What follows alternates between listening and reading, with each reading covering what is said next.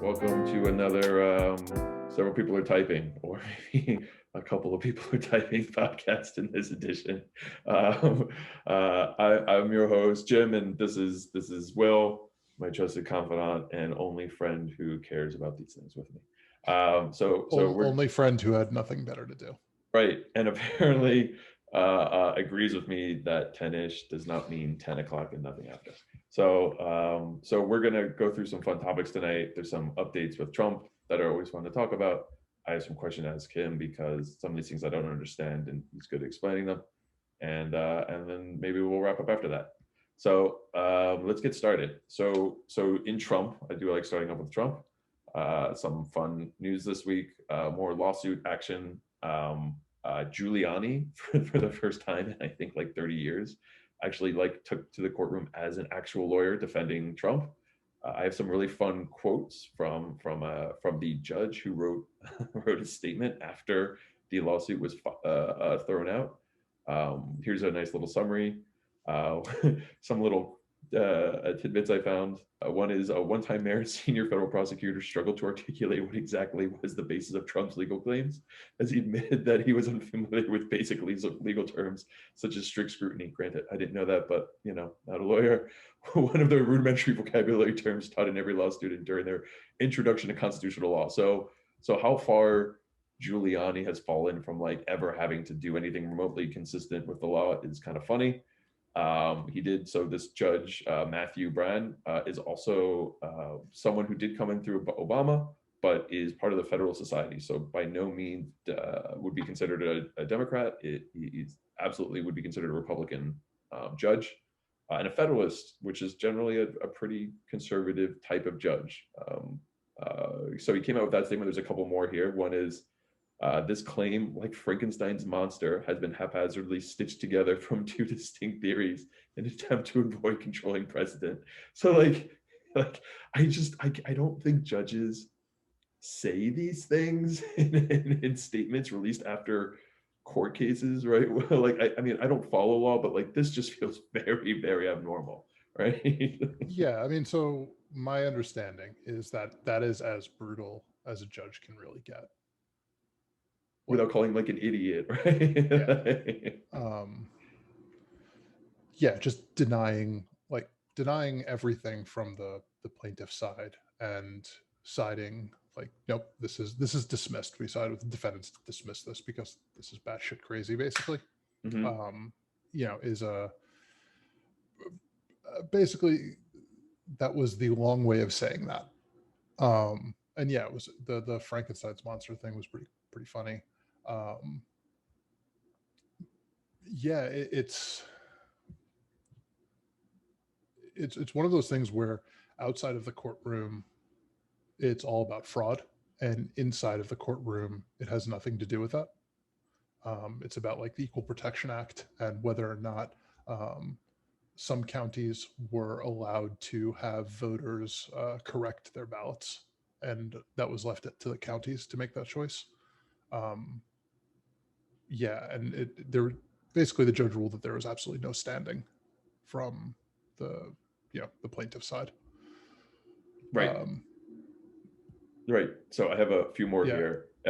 One is um, Brian calls out Trump's legal team's inability to explain essential parts of their legal argument. I mean, this just sounds like no self-respecting judge lawyer would present a case like this. But I mean, it's like he's calling out like the fundamentals of building a case just do not exist. And one part he said is there's a requirement known as standing where the yeah, plaintiffs must show that they were injured in some way by the defendant being the, I guess, the governor of Pennsylvania. Um, and it says requirement known as standing. He says, yet Brown writes, the standing inquiry as to Trump's campaign is particularly nebulous because neither in the campaign's amended complaint nor its briefing does the Trump campaign clearly assert what is what its alleged injury is. Like they don't even state what harm has come to them. Like you don't even have a definition here. And it's just I'm sorry, Secretary of State, I'm not the governor, that this was against. And I think that's incredibly, that's, and to your point on the ballot, the curating ballots, I think this goes to the Republican DNA, right? Like, so Republicans love disenfranchising voters. So when the Secretary of State sent out a note to say all counties reach out to your voters, all of the Democrat counties did, the Republican counties didn't. And now they're saying the Republican votes have been disenfranchised because of Republican run local board. And then that was enough to throw out 7 million votes. The judge is basically like, you can't disenfranchise 7 million people because a bunch of Republican controlled areas didn't like do their job, right? Yeah, it's insane. Well, the more egregious part to me was, I don't know if you saw um, what the Trump campaign's plan was, which would be to let the Trump campaign um, recount a sample of the ballots to see if any of them were illegally cast, and then via expert statistical analysis, extrapolate that out to the, you know, greater Pennsylvania vote. And if they could prove that enough were illegal, then the judge should toss out the vote and award the state electors to Trump. And it was just like batshit insane. But like, how do you even get to Trump getting the electors? Yeah, I mean, and I'm sure that I'm missing some parts of this, right? I'm sure that there's like some sort of legalese, but like the premise of it is insane. Like, hey, trust us to count this via our experts. Right, and it's Um, incredibly limited sample, which increases the chances of some kind of tampering at a small enough degree that could be coordinated, right? yeah, Um, like, what does it count 10? And if one's bad, 10% are bad. Like, that's yeah, what it starts to feel like. Um, and then to then, we can recount ballots. The idea that you even need to do this is also kind of the scary part, right? yeah. I mean, it's about whether or not ballots were properly cast, right? So it's not so much about doing a recount; it's about figuring out if they were legally or illegally cast.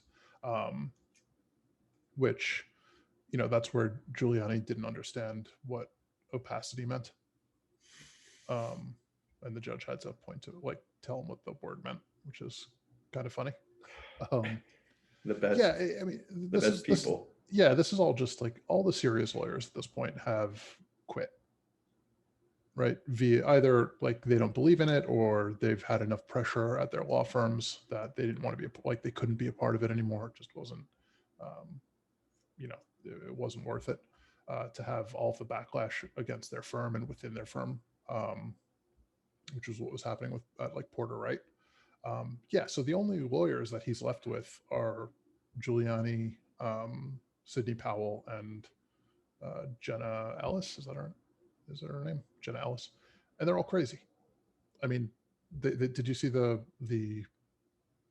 press release today from the Trump campaign, essentially disavowing Sidney Powell, which Yep. is like she was just at a press conference a couple days ago speaking for the Trump campaign with the Trump campaign lawyers. How can you say that she is a completely separate person practicing law on her own and has nothing to do with us? Like it just doesn't make any sense. It's the standard Trump grift, right? They're part of the best team in the world until they're a disaster, and I will not be surprised if in a few days or a week or a month, Trump is like, I never knew who she was. I heard she did a couple press conferences. I don't know, and Yeah, that'll be it. maybe the plan is that Trump can. He's like, I just need all of this stuff retried because my lawyers were incompetent. So I actually read in the case, the brand, the case with this judge. This Mhm. judge literally stitched together a a legitimate plaintiff complaint from the effective rambling, coherent, incoherent nature of what Giuliani was saying. I think to your exact point, to then give the defense or give the plaintiffs the enough to then, and then he struck down that argument, but he did it to be like, hey, you can't claim incompetency. Here is the competent version of this argument that if a competent lawyer was doing this, they would have said it. And now I'm going to strike that down. So you can't bring it to like a whatever court that comes after this and Yeah, like a claim court of appeals. incompetency. You can't bring it, like it can't go straight to appeals. Like, I'm not going to use the strategy, this person is clearly incompetent, therefore we do need to relitigate, you know? And I'm going to hope for a better judge and hope that I pull a judge that it's going to be my favor or something. Yeah. So beyond that, like, I don't think that he gets to say whether or not you can appeal his ruling. No, right? I think he was trying to create it more airtight to be appeal proof. Yeah. So he was, and also saying that you can't redo this and bring it back before me. Like, I am dismissing this. But the bigger thing is that I guess in, like, they keep saying that they're going to appeal, and they keep saying that they're going to appeal all the way to the Supreme Court. But if that were true, they would have already had the appeal pre-written, and then they would have just like filled in, you know, some of the reasons why, and then immediately filed the appeal. They still haven't.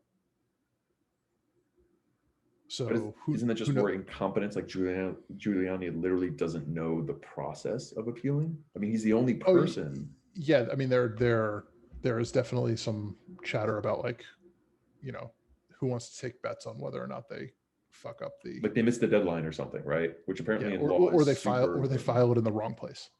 Right. Like some random place called like election offices incorporated in like some random, it just goes somewhere, right? And someone gets a letter from Giuliani. Yeah. It's sad. Like, at least it's so incompetent, right? At least this is just comedically incompetent, because the reality is, it's like, you know, kind of unprecedented, and, you know, should be frightening that you have a sitting president who will not accept the outcome of the election, and 50% of his base or so also doesn't accept that it was a free and fair election. Yeah. Right. That's scary. And that, you know, you're actively pressuring legislatures, and you're, you know, filing 33 lawsuits to disenfranchise, you know, hundreds of thousands, if not millions, of voters. You know, you're inviting the state legislature from or the canvassers from Michigan to the White House. Yeah, it's crazy. And then arguing they're not going to talk about the election, he just wants to make sure they're doing okay. It's just like, this is, yeah, you know. And my concern here is, like, probably everybody's concern, is that if there's, you know, 30 million people, 35 million people who are clearly okay with this, then how does it ever go back to normal? Right, where you still don't have Republican lawmakers calling Biden president-elect, and the ones that do are like hailed as heroes when they're doing something that's, you know, for 250 years is just completely fucking normal. Yeah, I want to believe, well, if Trump went away, it would be a much better chance of it just being a thing. Everyone 10 years was like, shit was crazy. And they don't have a good justification. They just know that they were on the wrong side there. But so many people were, we don't really need to evaluate it. I wouldn't do that again, right? Kind of moment. But if Trump is just going to stay out there beating this drum, it won't go away, right? He will, anywhere he goes from now on to the end of time, this election was stolen. Oh yeah, and anywhere his family goes, and, you know, anywhere any of the politicians who hitched their wagon to Trump, right? Because, like, it's getting to the point where you can't, like as a politician, can you, if you've hitched your wagon to Trump, like go like, oops, sorry, my bad, I was wrong about that. You're kind of all in at this point. And like Right. for some people, okay, whatever. That's like McConnell, right? Yeah, he's just craven, and everybody knows he's craven, and it's not going to change anything. He's. It doesn't matter whether or not Trump is in power. Kentucky is always going to vote for him. Yeah. Um, but there's a lot of outliers, and first term Congress people and state legislators who went all in on Trump, and they're substantially more vulnerable. And so, how do they? It's not like they can apologize for it. No, they would lose that base so fast. They would lose their base, and then they would get primaried by a normal Republican if things go back to normal. So, I expect them to just be riding it out. kind of, just flying the stolen election flag. I mean, there's a fucking I don't know if it was a congressperson or a state legislator in Maryland, in Baltimore, who lost by 40 points and is saying that this was a stolen election, like that she lost because of fraud. Like, you lost by 40 points. I mean, it's crazy, but with the president doing this, it just feels like everything, like he's claiming fraud at such a scale. It might as well just be every Democratic vote is fraud. I mean, every vote. Ideally, right? Yeah, but on the plus side, Georgia tomorrow is going to certify, right? I thought they were supposed to by now. They like sent out an early press release and then they walked it back. I thought they were doing it tomorrow. Michigan is also doing it tomorrow. I don't know. Maybe they did it earlier. Georgia had an early press release calling the certification. It wasn't supposed to be set out. And then I thought the governor, who's Republican, said they would make a statement at 5, and that was Friday. Gotcha. And I didn't see anything after that. So to your point, he could have delayed. Yeah. I mean, I believe that so they, I know that on Friday that they finished the recount, that it was plus Biden by like 12,500. I thought that they were supposed to certify it tomorrow, and I thought Michigan was also supposed to certify tomorrow. And then does that put Biden over or no? I believe so. I don't because we don't, I mean, the rest matter, obviously. You don't want to disenfranchise voters, but as far as just putting that to bed, all he has to do is cross the 270 and he's good. Yeah, and then the GSA can unlock their funds. Which, according to the Emily Murphy. Emily Murphy is understandably in a spot where she only continues to have her job because she is refusing to sign. I mean, sure. But like, I don't know, that feels like, I don't think that's necessarily her motivation. I don't think she's worried about being fired. I think her motivation is that she's a Trump loyalist, right? Like, she'll land on her feet. It's not like it's not like she's not going to find another job. She'll go to some think tank or something.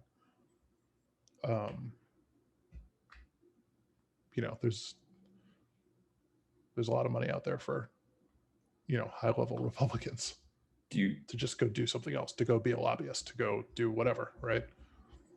So, I don't think it has anything to do with her being afraid for her job. I think it has to do with her being a Trump loyalist. So do you think the very extreme loyalists who said some pretty outlandish things, Kellyanne Conway, anyone who basically gets a spotlight being a loyalist, because it seems to be, there's a lot more of them, but we find about the ones that really get a spotlight from like the media, who has to be in the spotlight and show the rhetoric they're willing to push. I know like we joked about, I know, you find out in DC, like none of them can get dates right? Like you remember that like a bunch of years back Yeah. where they're like, I put on Tinder, I work for the administration or something. Just no one wants to meet with Yeah. them. Or, they get like heckled out of restaurants and things like that. Right. Which Um, I'm not, I mean, I don't know. You're not violating their rights. I'm okay with these things.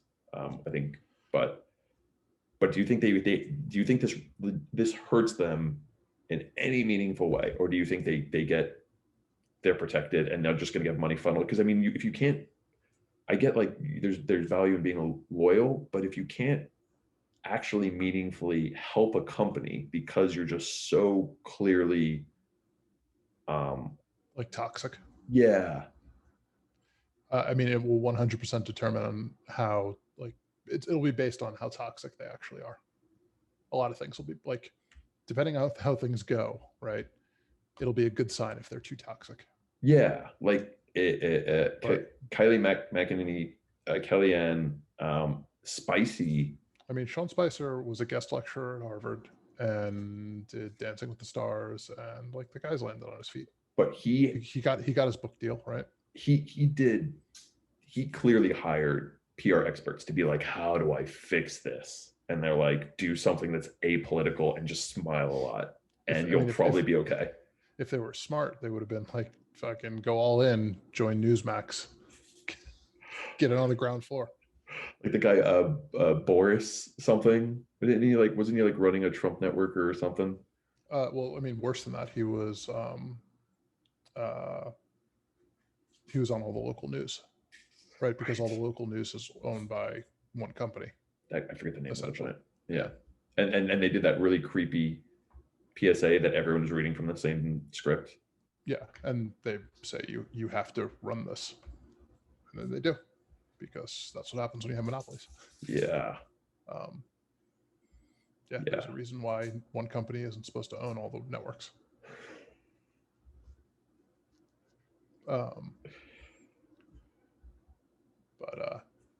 It's at the end of the day, like, it'll be okay, but I'm very curious what happens. Like, I feel like if Trump isn't convicted and like the evidence isn't like so obscenely clear, then this will stick around so long that none of these people will actually be toxic.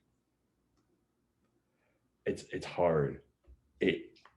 Don't you, if I try and pretend to be a Trump supporter, don't I think,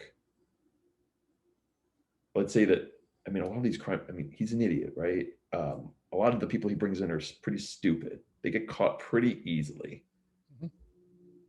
Biden comes in, they do like the barest of investigation and just find rampant corruption. Well, so Biden will be hands off, right? It's super important that Biden, his AG, I don't know. Yeah, it has to come from the AG. Which, let's be honest, which I guess, like, when you're interviewing AGs, you could just be like, hey, do you think that former presidents should be tried? Just a small little question we tacked on to the end of this interview. Hashtag asking for a friend, kind of, no pressure. No pressure. Doesn't mean anything. Doesn't mean, it's optional. This is not a litmus test. Yeah. I'm just saying I have two piles, and one of these piles is where your resume is going to go based on. Yeah. Or like that, like literally there's two piles to hand in your resume, and there's a question in front, and one pile has the yes and one pile has the no. Hey, look, man, I'm not even into question of the test. Anyways, so if I imagine myself, I'm a Trump supporter, I imagine it won't be hard unless they are doing all of the, destroying documents and all that. But even then, there's so much, like, bureaucracy documents things. There's stuff everywhere. You build a very obvious, clear, crazy case. It almost feels like it being so cut and dry almost hurts, because again, the Trump person says there's no way they could have been this corrupt. They wouldn't have been able to get away with it. Like, it just becomes so outlandish that it must be false. Just like if someone said that about Biden, like, oh, you didn't know that Biden did these 400 things? And I'm like, in my mind, I immediately go to, but I feel like that's kind of a rounding error, right? Like that's such a small amount of the base. I think you know, it's like, oh, here are emails that they didn't know were saved, or here are recordings that they didn't know were happening. And here's Trump's voice admitting to all of these horrible things, or people super high up in his administration talking about all these horrible things. That becomes undeniable for a lot of people. And sure, for some, like for some Yeah, I percentage don't of it, mean it will like the be, super diehard yeah. base, but Trump But is like, actively. I mean, there is that portion of the base that like he could shoot somebody on Fifth Avenue and they would be fine with it, right? Of course there is, but the overwhelming majority wouldn't, right? They would be like, well, fucking dude's a murderer. That guy's probably a little crazy. They might then also do the, you know, imperfect messenger or like whatever. Right, which is every evangelical's defense Yeah, exactly. to voting Trump. Yeah. Like, this is God challenging me. I mean, in fairness to them, he put some super conservative judges on the Supreme Court, so they did get what they wanted. They I mean, did. there is a, you know, kind of a meta play there, right? Where like, what do we really care about? If it's just that. Yeah. I mean, I am related to many single issue abortion voters. Like, it's the only thing they care about. Doesn't matter what Trump did, as long as he's anti-abortion. Even though, like, there's no chance. Like, who believes that Trump hasn't made people get an abortion? Oh God. Like of course he has. I would. Yeah. I There's would not no be amount of, surprised. yeah, I would bet all of my money. But to your point, that is also irrelevant if he is going to put those Yeah, judges on. They exactly. don't. It doesn't matter. Right. It's the same reason that what he says doesn't matter. His lifestyle doesn't matter. All the things that I think me and you, I remember talking about way back in the day, were like, hey, Bill Clinton, yeah, like guy's kind of a creep in a lot of ways. He really is. I kind of hate that. And I would really hate to be challenged to vote against him when all of these policies are policies that I would overwhelmingly support over the other person's. Like, I hate that I have to eat that. But the Republicans always did no, the character is paramount. Yeah. Well, I mean, that's when, I guess that's before everything was recorded and all email was, you know, saved in perpetuity online, and you know, when they could get away with that shit. You know, before somebody could just like screenshot text messages. Right. Right. Yeah, it's no, I mean the Bill Clinton thing, like, no, if Bill Clinton is a rapist, or if Bill Clinton is, like, the infidelity, like, it is what it is. That is not disqualifying in my eyes. But like the sexual assault stuff, if that was proven, or if it was even like remotely credible, then you can't vote for him. I put Not it, saying you but should. no, but I'm saying, like, you find that out and he's running against Trump.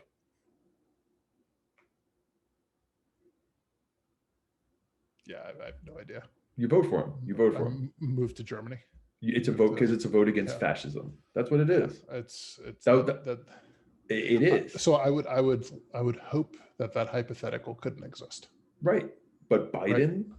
in theory, there was a small little track that started to look like that in a little bit of a way, right? Where what? With like the women's scandal thing. Like, that wasn't really. Yeah, I mean there wasn't really any scandal. But I'm saying it brought into the, let's say he was a Bill Clinton in that regard. I mean, to be honest, I was still going to vote for him. Trump became such an anti. It became hard to think of a scenario I wouldn't vote for Biden. Yeah, but I mean, that's the same logic.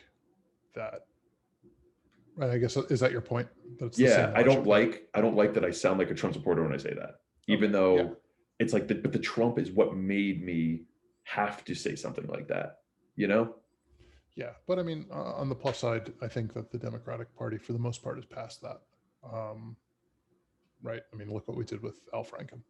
Yeah, it does feel like as much as it sucked and we tossed someone who it was a great, like, Yeah, he's a rising star. yeah, he Yeah, was, and we just canned him. God. yeah.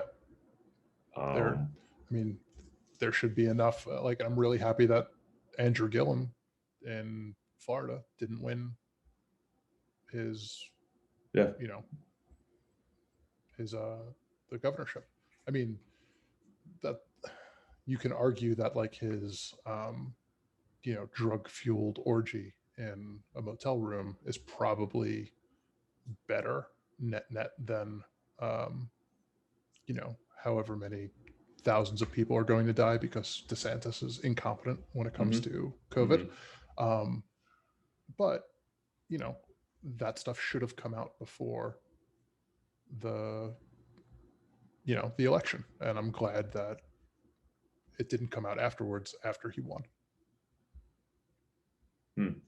Yeah, I mean, it's a difficult thing, right? But like, I don't need everybody to be pure, um, but I like that the Democratic Party is okay with essentially excommunicating rising stars for egregious mistakes. yes, and I don't see it as much as, to your point, DeSantis is going to cause a lot of death. It's hard to play that a game, but like DeSantis becoming governor doesn't challenge democracy and the institutions like Trump getting reelected. Correct. So it is a different situation. I'm just right. Like in that scenario, like if you were going against a Republican that I probably disagree with on a significant amount of things, but I do know that there is this kind of, the thing that they're good at, like, hey, at the end of the day, I do love this country. And you're like, yeah, I get it. I think your way of loving it is way different than mine, but you aren't the, I'm going to tear it all down if I don't like what I see guy. Yeah. I don't know. And part of it, like, it feels like maybe the governor who is into like the meth fueled orgies Yeah. in motel rooms um, would actually be the most representative of Florida. He's a guy I could go to a meth fueled orgy with, man. Yeah, because Florida, That's right? why I It's voted like, for him. He looks like a guy I've been to a meth fueled orgy with. yeah. Fucking Florida. Yeah. All right. But Well, I mean, things will work out in the short term, and then the next 2 years will be interesting for what happens in the long term. yeah. Yeah. And to see how in 6 months, are we going to have people um, who are doing this refuse to acknowledge Biden and are vocal and going to Trump rallies, Of course. and driving the Trump trucks around. But he's going to run out of money eventually.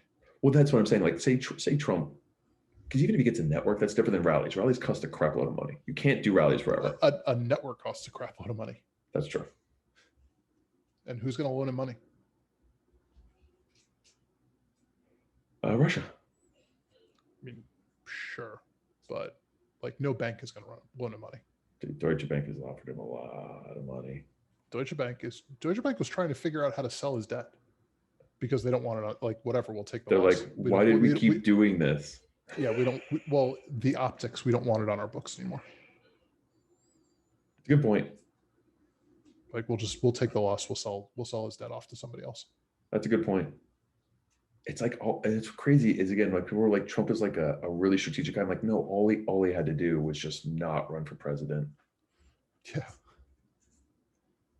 That's all he had to do. Nobody would have cared.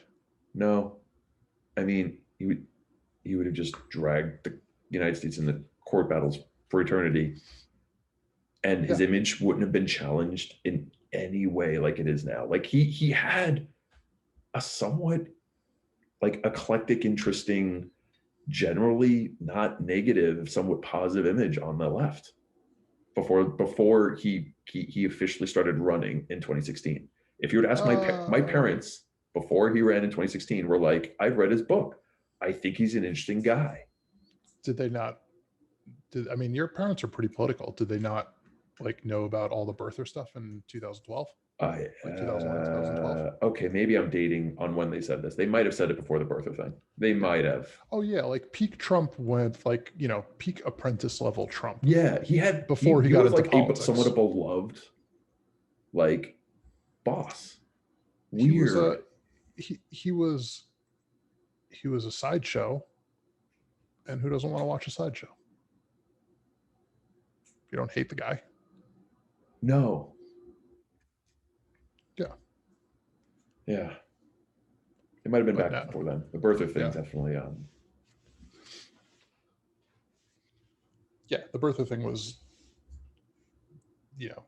pretty line in the again, sand. Q level stuff, and none of it mattered. And no Well, his one, sorry, go. you weren't even allowed to say, like, the networks weren't even saying that that's a racist thing to think. Like, they weren't even saying that. They were just trying to defend, oh, this is completely out of, like, we can't infer that this likely has some deep-seated racism built into this kind of rhetoric.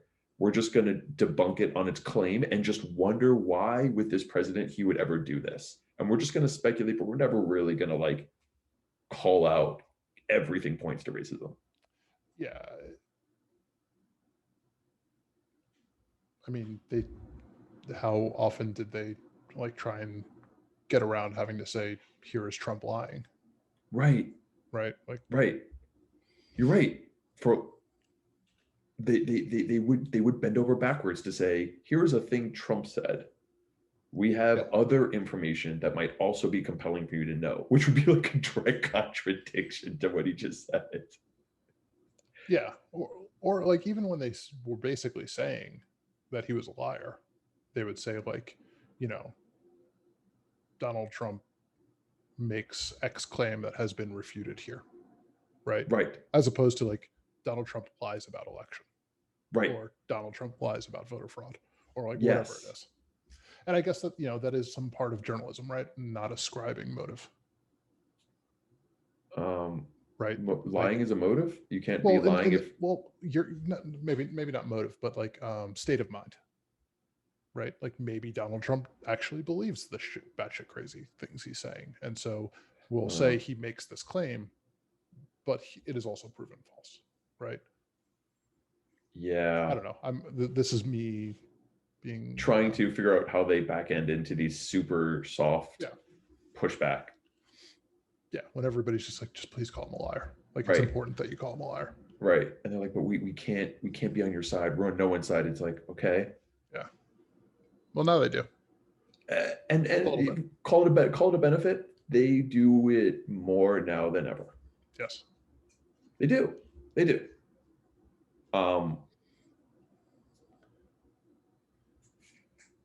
I don't think that's terrible. I go to the whole, like, if you believe CNN is 100% propaganda, then I don't like, there's no reaching you anyways. What's the move for CNN at that point? Yeah. Well, I'm interested in like all of the platforms that give him an audience moving forward at all. Like Twitter, Twitter has already said that they're going to, January 20th, all of these accounts go over to the Biden administration. Like all of the government accounts. His other one after multiple like repeated offenses, right? You hope yeah. So like, at what point does the ad revenue that they get from the Republicans that they will lose on their platform, at what point is the problem that they create worse than the revenue that they get? Because, like, I don't know, a lot of Twitter is not political. Like, I would say the overwhelming majority of Twitter isn't political. The overwhelming majority of Facebook isn't political. So, like, is it really worth all of this hassle in order to get some ad revenue? Right. I guess Twitter knows the answer to that, don't they? Yeah. We're going to find out what the answer to that is. Yeah. Because they haven't stated what they're going to do with his private account. They haven't said, like, hey, if he keeps posting he won the election, he's the real president. we're not just going to flag this as, hey, this is definitely not true, but we're still letting it in. I hope they just immediately ban him and Ted Cruz. Like, fuck you guys. Well, what was the thing about the we can't put in an AI filter for conspiracy theories? It was banned majority Republican Party like immediately, and we would be immediately called like liberal bias. Like they Yeah. wrote it like they had to testify like if we were to do the slightest bit of auto filter for fake news, a significant portion of the Republican Party and maybe some of the Democratic Party would immediately get flagged, which would then make it look like they're biased. And you're just like, does anyone see that that's like does anyone see that that's the problem here? Yeah. I don't know. But you know what? Maybe they'll learn to not care. To your point, like who dominates Twitter? Who draws people to Twitter? It can't be the Republican Party. It has to be like no, it's teenage Kim girls. Kardashian. It's teenage girls in California. They drive all change in pop culture, right? And language, and you almost wonder like if you saw like a young person like somewhat snarky revolts to little things Trump did, right? Like registering all those people to go to events and then no one showed up, all that kind of stuff. You saw like a little bits, but it would be interesting if they said, I mean, you could. So the problem with like a mass like that, there's no control because there's no centralization. But it would like if every teenager was like, I'm not using Twitter if you don't implement something like this, it would be there the next day. Yeah. Right. Like it would. I don't know. We'll see what happens on January 20th. All right. Well, I'll get off the coup news, and I'll cover it with one other one because I didn't do any research, but I don't understand it. So nobody did any research for anybody or for any of this. No, but I'm off the cuff from what you already have looked at because I didn't give you any time to research it. Okay, there's PS5 and there's Xbox X, which it's like, man, are you troll? Like, I don't get that. But regardless, you can explain the name if there is an explanation, and also what do you see the differences and why has our group gravitated towards the PS5? So I have no idea. I'm definitely not the person for this conversation. Adam would be.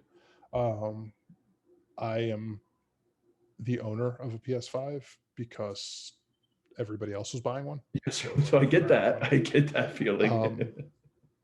I have an Xbox One. I have an Xbox One.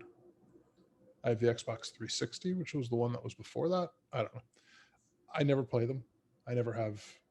So the Xbox One was like a media center for a little while before I had a smart TV, because for whatever reason I was like really against smart TVs, like historically.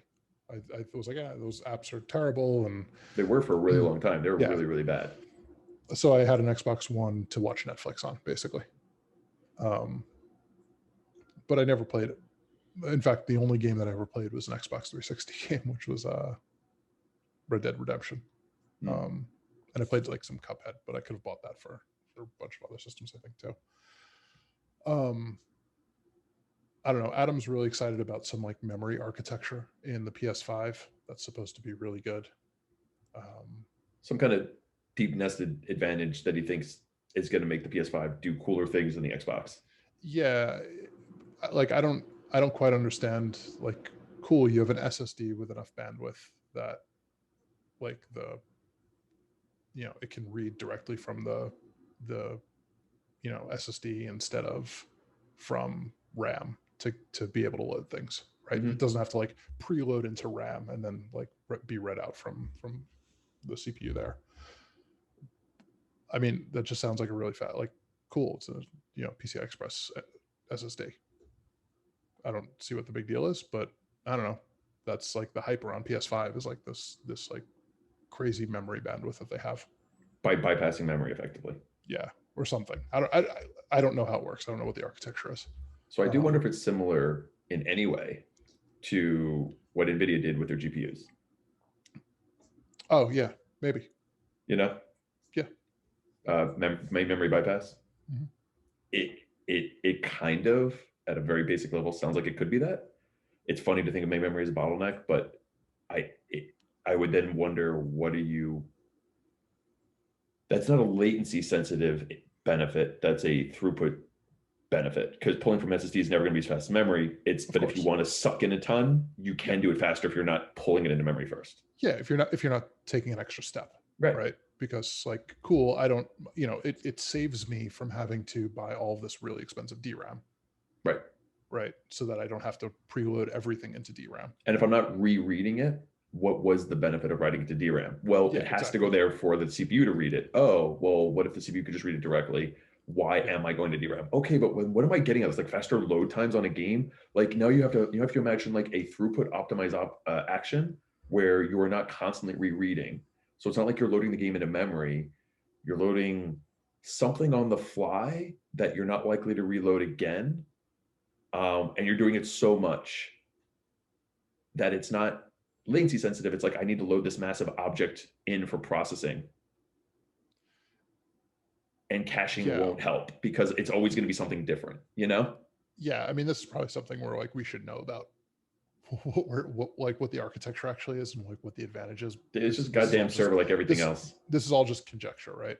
Um, but yeah, I mean, their thing is like, cool, we won't have any like, you know, slow paced loading times anymore. Like we can get directly in it. Like maybe what it is if I can read out into, like, if I can read directly from the SSD the things that I need right now while I'm loading everything else into memory, that will be cached, right? Then I can cut down on load times. But how much are you really cutting down is the question. That's why I always run like, Well, so the thing that they talk about is like, how in games there are like the transition scenes where you're like you're you just start sucking it all walking. in from SSD. Yeah. Well, like in game you start like walking to someplace else, right? Because it has to load all the next stuff, and Mm-hmm. like they don't want to have a loading screen anymore, so they do this like really like slow dialogue scene or something to to allow you to have time in the background to be loading this stuff. I don't know. There's like a Ratchet and Clank trailer that Adam was saying there's no way they could have done that pre PS5. It didn't seem super impressive, or like something I would really care about, but cool. At any rate, I mean, I'm an owner of a PS5, so I'll benefit from whatever that random, memory architecture is. Um, Are you reading? memory. Are you reading about it? Yeah. So, It's good podcast content when you're just reading dude, I'm the hearing Wikipedia. you, and then I'm like, I bet you I could come back with fucking something. Yeah, apparently a lot of it is just shoving an SSD in there. I'll be honest. I'll be frankly honest. A significant, they're like, well, yeah, compared to spinning disk, you could never do this. It's like, yeah. Well, yeah, So, cool. so no one's I, doing that anymore. so maybe we're the wrong audience Yeah, for that, because like, all yeah, right, well, like you're right. that's not so Shoving impressive to a flash us. drive in there is gonna help, but like, like, okay, so honestly, dude, it's GPU load times. I think they might literally be doing some of the GPU direct shit that's happening, and they're like, and you can access an SSD faster than a hard drive. It's like, okay, so an SSD. I think that I'm sure that there's more than that, but I can do some more reading on it. But yeah, that it is interesting. Okay, well maybe they do some kind of integration that the Xbox doesn't, and it can do some slightly cooler things. I don't know. So, Well, but you're yeah, this slide from like their keynote, I guess, talking about like seek time. Like, wait, what world are we living in? What is Oh, yeah, seek are they time? comparing it to spinning discs? Because if they are, like, Yeah, what like, that wasn't the base. That's not the baseline anymore. You know what? You don't get to play those comparisons. You know. yeah, Um. Yeah. Maybe it's some GPU direct thing that literally Nvidia is doing now. Maybe the PS got to jump on it and they built it in, and Microsoft didn't. I don't know. yeah. But The all the the comparisons Nvidia here stuff is really are hard interesting. drive. Yeah, no, the Nvidia stuff is pretty interesting. Yeah. So the data is sitting in memory on the potential to be used for 16 gig memory random access without needing. So we put an SSD and things are faster. It's like, okay, All right, I'll bug at him. I'll make this a TBD, but I'll read up on it because SSDs are good at random access. yeah. You don't say. So your innovations that you use the flash drive. Okay, I'm sure it's more than that, but it's just the article is starting from the vantage point of a hard drive, which makes me question how much of it is this other thing. Yeah. Yeah, I don't know, but whatever. It's supposed to be impressive, and I guess we're all on the PS5 train. Yeah, and that's what it is, right? One person gets it, and you're on the train. And I get the train. The train could have gone to either. I was wondering which one forked, and it sounds like this memory thing, which would be really funny if it's just marketing. I would be like, Adam, this is literally just putting an SSD into the goddamn thing. They're just really good at marketing it. It's probably more, but I'm going to read on and see if it is. But it wasn't like a game title or something like that. No, I mean, I don't even know. I have no clue what. Do you have any games for it? No, I don't, dude. I don't even. No, I have no idea. You said you own one. Yeah, it's at Adam's house because. You haven't even tried it yet. Yeah, he bought an extra one. I'm in no rush to go get it. Like whatever. So like I just paid him for it, and it is what it is. I'll get it when I get it. Yeah, basically. No, if it was up to me, the thing that I care about is like I would have gotten it through like with an Xbox because the Xbox controller is perfect. And I like it better. I do not want like so where the PS5 thumbsticks are make no sense to me. Like why is the D-pad in such a prominent place still? Right. Why isn't that just where the thumbstick is? We never use the D-pad. The D-pad is the yeah, I never use the D-pad for anything. Stepchild, whatever the analogy is. Yeah. So So a little sad that I can't use my Xbox controller for it. Yeah. That's about it. Yeah, Xbox had one bad version, and it was the bagel controller. And once they get past, it was the normal Xbox controller. Right? Yeah, it was the first one. It was a spaceship. Yeah. But after that, they hit it on the head, and I've always loved Xbox controllers since. Yeah, after that, the overall shape never really changed. Because why? You did it. Fantastic. Yeah, it was the Xbox S controller. Yeah. Which I think was from like their Japan release, which they made smaller because of like smaller people. And then so they needed to have a smaller controller, and that was just actually like the best controller. So that means that the first one was made looking at some gigantic hands. They're like, why do we make a controller for these hands? Like, would someone like look at the average jock size hand? If it's this big, we need to like assume like the biggest people in the world, like they're going to use this thing or something. I have no idea. I don't know if that's true or not, but it's what I heard. And I was like, oh, that kind of makes sense. Right. But yeah, the small controller, the 360 controller is perfect. Yeah, you're right. That always had it always had a leg up on the PlayStation ever since that came out. Yeah. And apparently still does, right? It's pretty much the same. I don't know. Well, so my thing is that I don't use the thumbsticks with like the tip of my finger. I use the thumbsticks with more of like the almost down to the first knuckle of my thumb. And if you push both thumbsticks towards each other, my thumbs will hit each other with the PS5. So you can't, you're like blocked. So if you need to do something without going together, you're like, I can't. Yeah, so I have to like relearn how to use thumbsticks with like just the tips of my fingers. Right. Which probably is how most people do it, but for whatever reason, I use like the pad of my thumb for the most part. Yeah, I can see that. That's really funny though. Like I'm blocked. I can't do this. Yeah, because my thumbs will hit together. Just seems like bad design, but whatever. Yeah, I think there was a PS4 game called like Ghosts of something or another that seemed pretty good, and I'll probably wind up playing it.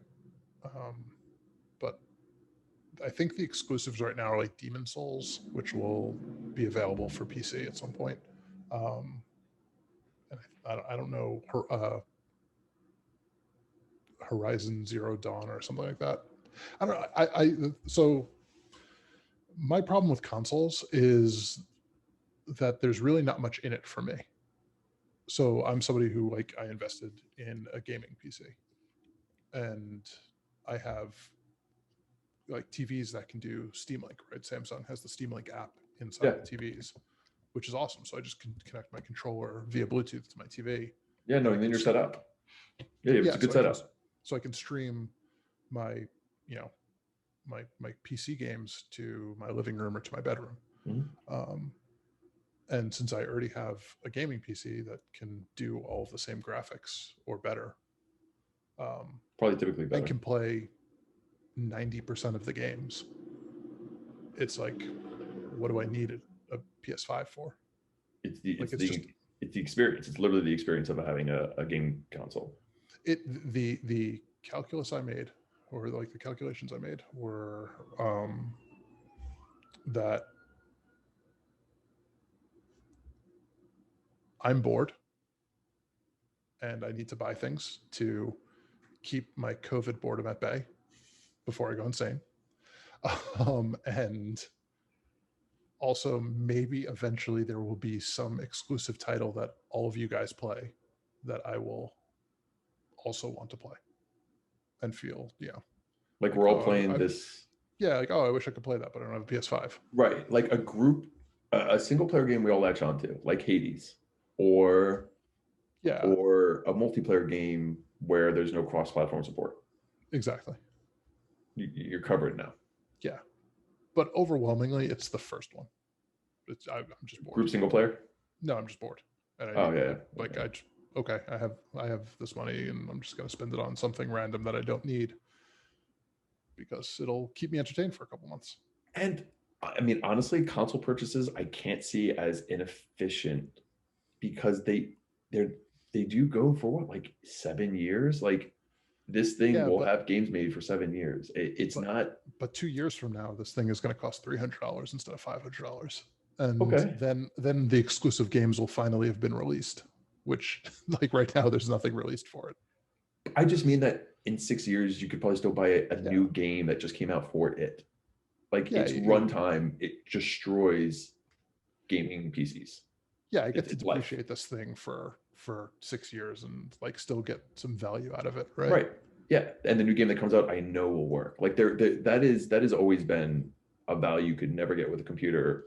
Yeah. But it's something you could just make up for by upgrading your computer. Like I don't care. Like Well, it's not. didn't in the last generation they did like the Xbox One X and the PS Pro, the PS4 Pro, right, to do higher resolutions of the same games. I didn't know that. Yeah, so like if you wanted to run 4K, you had to have like the PS4 Pro. Oh, okay. But they all played the game. Just want to be like, Yeah, but like apparently there were some games that like were not very good if you didn't have the PS4 Pro. oh, it's Like clearly Red made Dead, for like 4K. apparently Red Dead Redemption 2 had some like real bad like choppiness and slowdown on like the regular PS4s.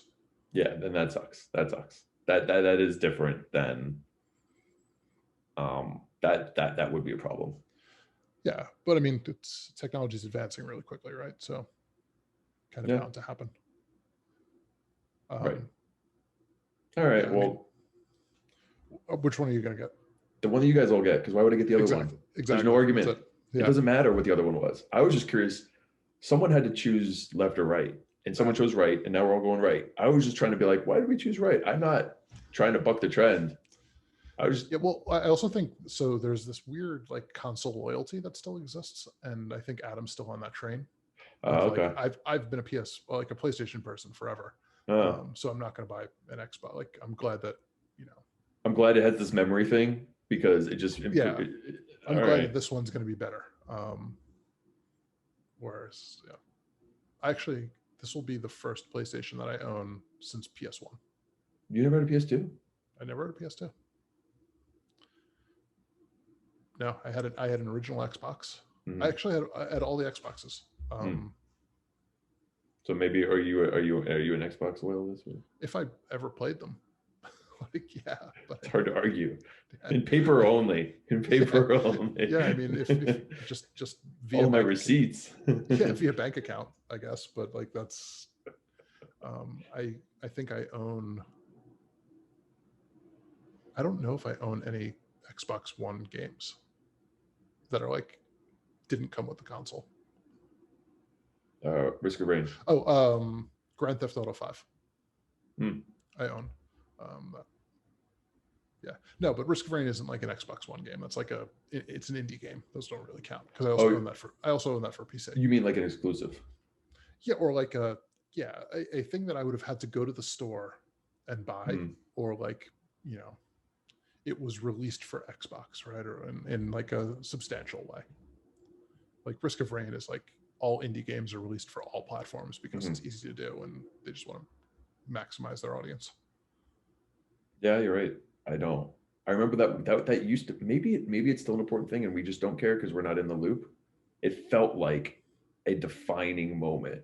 Like you could make a wrong decision young when we were younger, but we didn't have money back then, and like Yeah, maybe you could it's only this. have one of them, right? Yeah. You're not gonna, you can't ask your parents for, you know, Xbox for Christmas and PS whatever.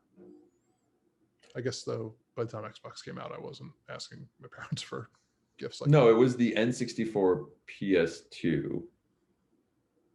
PS1, Was it PS1? yeah. X64 PS1. Well, I was the child of divorce, so I got both of them. Oh, all But right. I could only play the N64 every other weekend. And the PS1 was that my mom got me that. Um, yeah, so clearly that worked out well because there were a whole bunch more games that But were the great for PS1. titles were so, I mean, granted, Xbox and PlayStation always had very similar overlap. And I guess Nintendo does to a degree, but like if you compare Nintendo to either just one of them, there's a huge divergence in like game types that are likely to come out that they're going to support. But Yeah, between PS1, between PlayStation and Xbox, it like they were fighting over a handful of exclusive releases, and then everything was identical, right? I mean, I just didn't. what I feel like Nintendo actually did a really smart thing with making their consoles cheaper because everybody owns a Switch, right? Yes, Like everybody has one, and yeah, it's because like, yeah, it's $200. Like, cool. Like, it's not like the $500 investment in the PS5 and the $500 investment in the Xbox XX One X. I don't know what it's called. Um, the X Cube. I don't. I legitimately don't know what that console's called. Um, I don't know either. it's the one that looks like a, Like a refrigerator. yeah. I don't know. It's whatever the $500 Xbox is now. Yeah, Like, I don't know what it's called. it looks like a space heater. Yeah, it looks terrible. They all look terrible. PS5 looks terrible. Um, but anyway, yeah, you could buy that and then, okay, I'm just going to buy a Switch too because I want to play the exclusive games that are meaningful. Like I want to play Zelda and I want to play Mario. You know, Hmm. and to your point, like there isn't going to be anything like that necessarily on PS5 or Xbox. PS1, I remember, like, and PS2, there were a lot of really good exclusives. Well, all the And like, SquareSoft games. yeah, and Xbox really struggled with exclusives. Yeah, Like it had Halo. What else did it have? I don't. And no, Halo was PlayStation had like Tekken, I think was a PlayStation exclusive. yeah, I think so. I think the SquareSoft was huge. Like the All the R Final Fantasy games, man. all those they Yeah. just took all like The Metal Gear games. yeah. Like they were big. I'm buying this console because of this game type of games. Yeah. So I guess that leads into like the other topic that you had, which was like your memorable games from your Yeah, childhood. yeah. What what were they for you? Final Fantasy VII hits hard. I played that game too much. I remember sleepovers with that game. I remember playing beating the weapon. Like we're all sitting in a room beating the weapon. A lot of them, like the super nostalgic ones, around PS1 era or N64 era. So it'd be that, and it would be Resident Evil. You remember that? I remember your basement with Resident Evil. And I remember I was just as scared of spooky things when I was young as I am now. And I Sorry, dude, didn't because like it. that game freaked me out too. It's Yeah. freaked us all out. Yeah. Resident Evil 2 also, like I that wasn't even as scary, but there were definitely times when I guess it was in like 7th or 8th grade when that came out, and like I'd be playing it at night. I'm like, I've turned the lights on. Like, We're just making sure they're not also here. Because honestly, if they were gonna sneak up, what better time than when they're sneaking up on me in the game, man? It's clouding the approach.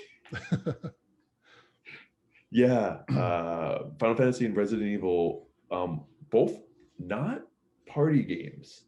no one would have ever imagined or thought that they would be. I think the intuitive No, would have been like, you why would like this? These seems like awful, but incredible, like fun get together with your friends and play games. Maybe not Final yeah, Fantasy, Resident Evil.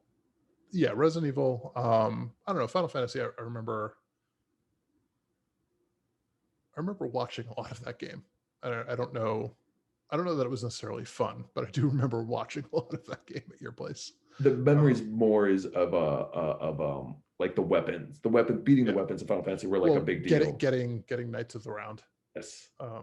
Yeah, having like casting that and then going to the bathroom or going to make a sandwich or Yeah, because something. there It was was like a going to take dual cast. yeah, So because when it's even going to cast once, it would auto twice, yeah, it was going to take like 7 minutes for that thing to go off. which was really cool the first 50 times, not the last 1,000. Um, I remember playing a lot of Mortal Kombat 3 or Trilogy at your place. Yes. Um, Okay, we did yeah, play a lot of that. played a lot of that. Played a lot of Bushido Blade. Remember that game? Why did we play that so much? I don't We because latched onto that. I still have kind of like a good nostalgia for that. It was like that first game that where it was like, tried to do the realism thing Yeah. where it was like, one hit and you die.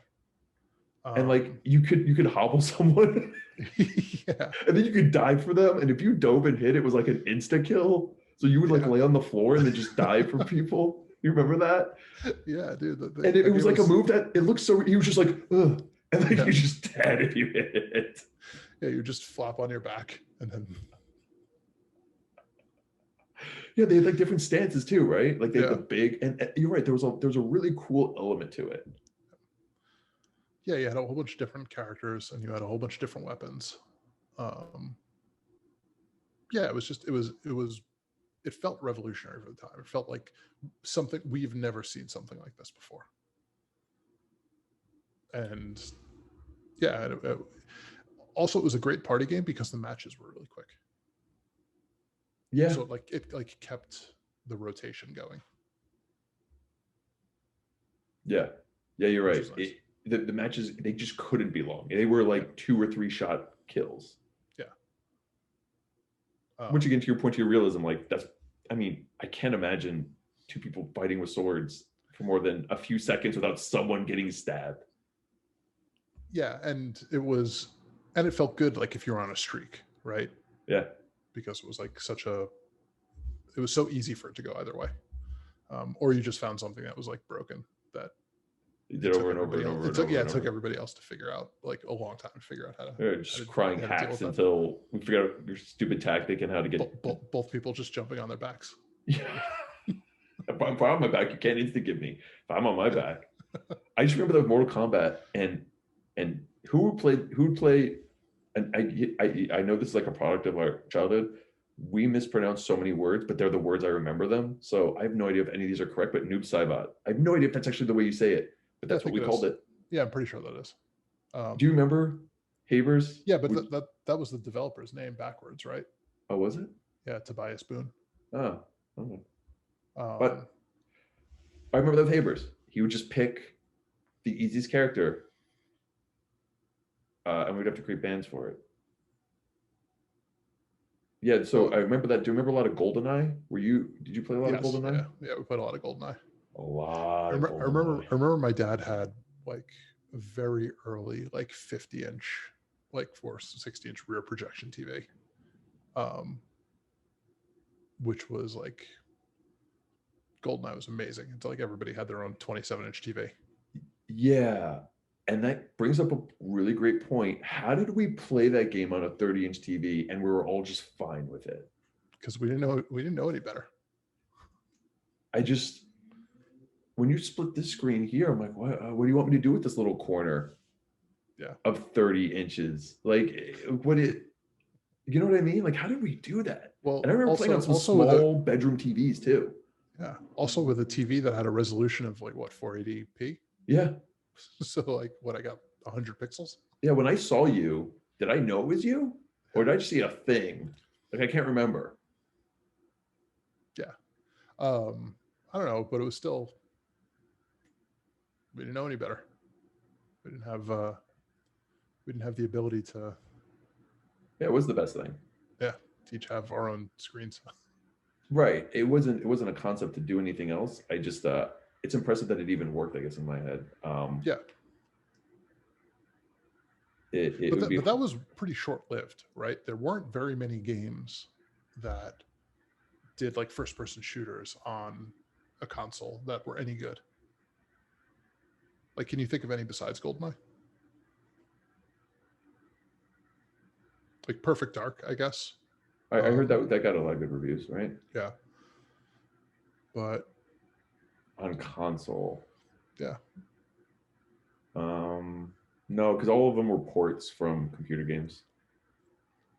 That's what you mean, right? Like ones that were Yeah. built for console, not one that got ported over later. and was Or kind of even okay. or even were ports for of PC games, but still like did well in that we played a lot of on console and we played a lot of like multiplayer on console. Like I don't No, the only multiplayer consoles that I remember playing were Smash, Mortal Kombat, like maybe Donkey Kong Racing or something like that, or some like old school like Super Nintendo games that were 2-player. I remember doing that really long time, like F-Zero, that whole game. But Yeah. like bigger 4-player games, like we played hockey. Remember, I had like the expansion things where you could hook up a bunch of controllers. Yeah. We played that every now and then, but that was like that was short lived. Yeah, I remember I got like the whole expansion pack and everything. Yeah. On the like, PlayStation. Yeah. Did you play any like FIFA? I like played FIFA in college. 95? Not in 95. I played it like it was like a 99 or something like that. I played a ton of FIFA in college. FIFA 95, where you could stand in front of the goalie and they would like kick it into your chest. Oh, like it just didn't have the concept of clearing if you were just there. Okay. Yeah, like 10% of the time they would just kick it into your chest and you'd score. Yeah, but what were those all the multiplayer games? We all like there were some games we just super latched on. Are we missing one? Like the multiplayer ones? I think that's all of them. Yeah, I mean, I don't think we. Smash was a big portion. But interestingly, Smash was like we got into that way later. Yes, it felt like we got into it around right before GameCube came out. Yeah, because we were. I remember not liking GameCube when it came. And I think we were introduced to that pretty late. Brian introduced us. Yeah, and then that was it. And then I refused to play. I refused to play anything but Yoshi. Yeah, you played a lot of Yoshi, and then that stuck around for a while. Hated those eggs. Yeah, I was never great at that game. In the same way that like Earl and Brian were.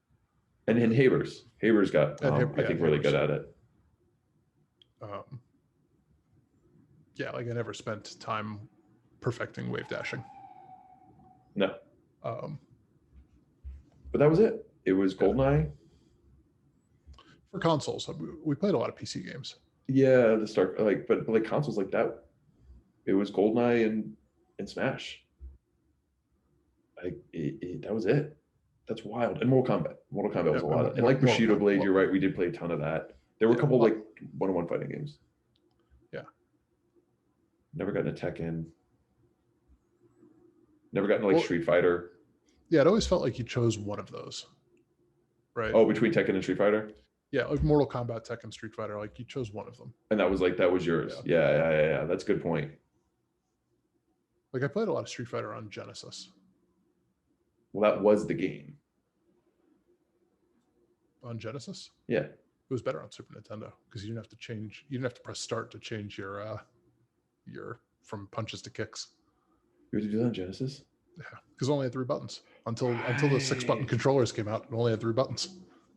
Dude, that's the worst thing in the world. I only ever played on Super Nintendo. It was fantastic on Super Nintendo. Yeah, it was so good on Super Nintendo. It was terrible. Yeah, it was. Genesis. That was like that was the most amazing fighting game on Super Nintendo, I think. I love that game. But you're right. I can't imagine with 3 buttons. Like, what are we doing here, guys? You press start so that you can. It's like depending on the game, it was either not enough buttons or far too many buttons. Like you played Sonic, you're like they all do the same goddamn thing. Like, yeah, that's true. How were you wrong in both scenarios? Yeah. What game was 3 buttons? Awesome for? If you'd gone small, would have respected the hustle on that. If you'd gone too big, like okay, I'll just use one. But like like if it was Atari with just 1 button. Was this like someone's like every game needs either 6 or 1 button. They're like, well, I'll take the average. It's like, no, that's not how that works. That's not how that works. You fulfill 0 criteria. What do you mean it's a bimodal distribution? Motherfucker. Yeah, that was it. Right, and then a ton of computer games, but like, it's console. Like, okay, so single player, not multiplayer. What sticks out to you most? Like, elementary, middle school, maybe high school, probably elementary, middle school years. Single player. I mean, elementary school was like Ninja Gaiden. Okay. Was my jam. I played so much of that game. I don't think I ever beat it, but I played a ton of Ninja Gaiden. Yeah, I mean, obviously all like the Super Mario Brothers and whatnot, and all the Zeldas. What Although about, I didn't play I didn't have a Super Nintendo, so I didn't play A Link to the Past until I was much older. Well, forget, so to go one past Super Nintendo, go PlayStation, PlayStation N64. Xbox wasn't around yet. It was just those two, right? Because Xbox came out on the PS2. What, anything right in that range that you just remember? Like, I remember like Ocarina of Time. I remember dumping a bunch of time into that. Yeah, I played a lot of Ocarina of Time. I didn't like Majora's Mask when it came out, so I never played it. I never played that. I played a couple minutes. I was like, I don't like this time thing, and that was it. Yeah, so that was about it. I remember my dad was kind of an asshole and wouldn't buy me a new game until I exhausted like all the things I could do in Shadows of the Empire, right? That shitty N64 game, Star Wars game. So I played a lot of that. You played a lot of that then. Yeah. Donkey Kong, was that? No, that was Super Nintendo. No, there was Donkey Kong 64 or Donkey Kong Country or whatever it was, available for that. I never played it. I never got into Donkey Kong, actually. I never got into like the Crash Bandicoots or like any of those platformers, really. Conqueror, whatever. Conqueror's Bad Fur Day. Yeah. Yeah, I never played that. Yeah. That was like that thing's claim to fame was that it was just like adult oriented. Yeah, there was a humor to it that was a bit edgy. Well, it was a humor that was directed at like 12 to 23 or 24-year-old guys. Yeah. Like not really adult. Like not like sophisticated. It was pretty adolescent humor. Yeah. But like, you just didn't hear that in games with. Yeah, it got like that MA rating or what, NC-17. I don't know, whatever that rating was. Yeah, I remember so much Final Fantasy VII. I remember you guys calling me, and I'd just be playing it on that like zoned out grind mode, and the joke was, no matter what, I would just be like, and like I just wouldn't ever. Yeah, back when people called people. Back when people called people, like I was clearly like, I generally had an idea of what you were saying, but like I just wasn't paying attention. I'm like, I'm just focused on this damn game and holding down the A button and cycling through tags and. Yeah. I played a bunch of NBA Jam when I was little. Like Genesis. I like that game. NBA Jam. Yeah, that was a solid game. Played a lot of that. I had Doom for 32X. I played a lot of that. What that attachment? Yeah, it was terrible. Was it RAM? It gave something. Probably RAM. I have no idea. Yeah. It had a math coprocessor. I remember playing a bunch of Doom. It had a turbo button. I remember the first time I saw Turbo Button. Why don't we always just have it on? We got to give it a rest. What do you mean a rest? It's computer. It's, if it can do it, it can do it, right? Yeah, I think we had access to computers a lot earlier than a lot of people, I think. So we played a lot of computer games. Yeah. I played all the Tribes. Like if you had to like name one favorite game from my childhood, were you the most on Tribes than anyone? You were by far. It was probably me. It was Seth. Habers played a lot of Tribes. But I mean, I remember like I would come home from school and we'd all be on, right? Well, from like whatever 3 o'clock till like 2 a.m., I would just be playing Tribes the entire time. And like that was a pretty significant portion of my teenage years. It was also like the one game that I was legitimately good at. Well, and I remember you called out why it was so good. You started off with the best weapon in the game. Yes. Yeah. If you start off with a rocket launcher, like it And just a jetpack. it inherently balances the game. Yeah. Right. Because you're starting off, everybody is starting off with the best thing. And like, sure, there's like lots of specialized things that are situationally good, but you start off with the rocket launcher. It's always good. I can't really, I mean, I haven't tracked games like that. That game did feel so different. It's different formats were very fresh, right? The big thing about it was outside, right? Like it was a first person shooter that was outdoors with big maps. And it's skiing. Because that didn't happen before that. And yeah, and the skiing, like it was so fast. Wasn't that originally a bug? I'm sure. I'm 100% sure. But it's the only reason the game worked, because the maps were such gigantic. It was the only way to get around. Oh yeah, I don't think it was a bug that was like that people found after it shipped. I think that was probably a bug that like really early on in development, they're like, oh, this is really fun. Like, hey boss, if we actually try and get over there, it's a 5-minute fucking walk for a game that you're going to die within a second. No, I mean, my guess as to the way it worked was like, oh, like running downhill, we found this bug. If you just keep jumping or hold jump, then you go really, really fast. You maintain speed. Yeah. That's really fun, and you can go long distances. Let's build maps that are much bigger than we would have normally. Like, let's design around this awesome feature that we. It's very easy to use. Yeah. So it's accessible. Yeah, except like, I mean, people like, I think you had to hit jump over and over again, because I remember like people with like auto jump buttons, like, to be able to maintain speed, absolutely, were like, that felt like cheating. The biggest thing that felt like cheating in that game was the chain gun, because people who had cable modems and low latency, I remember that, were really good at like could just use the chain gun, and people who had really who had modems, you were chasing the shadow. You were always shooting where they were 20 milliseconds or 50 milliseconds ago. Yeah. Well, it was, so like I remember it was usually like 250 milliseconds or so. It was like the normal ping for like a regular modem, and then like sub that, you could be good with the chain gun. Like if you pointed and they were there, they were going to get hit. Yeah. And it wasn't like the laser rifle, right? Because the laser rifle was that like instantaneous, like the hit scan weapon. Yeah. But like at least that you could lead appropriately with your ping. Like you could figure that out, and still be okay with it. For whatever reason, the chain gun really felt so bad if you didn't have low latency, in a way that like the hit scan sniper rifle felt okay.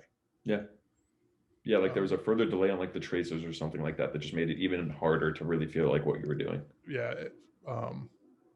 But yeah, I mean, the disc launcher was the best, and like the heavy armor, like the different armor classes. And there wasn't there healing? There was healing. So you could have like the heavy with the heat, like, and you had shit. I mean, I feel like the ships were probably mostly shit in most maps, but like the bike. The Scout, I think it was called. Yeah. And then weren't there turrets you could place or something? Yeah. So you could place defenses inside of your base. And like you'd be like repairing it. Like it felt, wasn't this pre-TF2? Yeah. Way before TF2. Yeah. It just, they brought a lot of really interesting concepts. TF2 is another game I spent way too much time on. See, I never got into TF2. Like so I say I never got into it. I'm sure if I look at my Steam account, I've played the logs don't lie, Will. The logs don't lie. Actually, I think that's an interesting thing. Let me see how many hours I've played of TF2. All right. Now I got it. Now you're making me. Because I don't think that I played that much of it. Okay, yeah. So on this account, I've only played 30 hours. That's like trying it out. Yeah, it's not bad.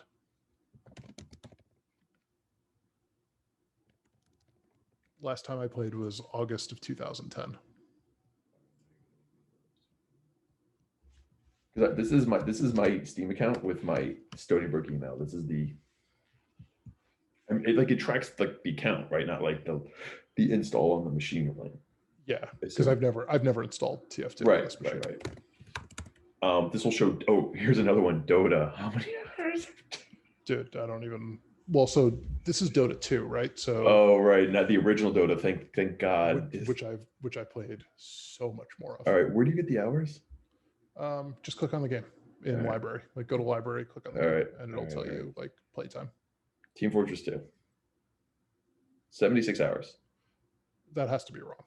I thought it was more. Yeah, my thing feels too low as well. Tribes Ascend.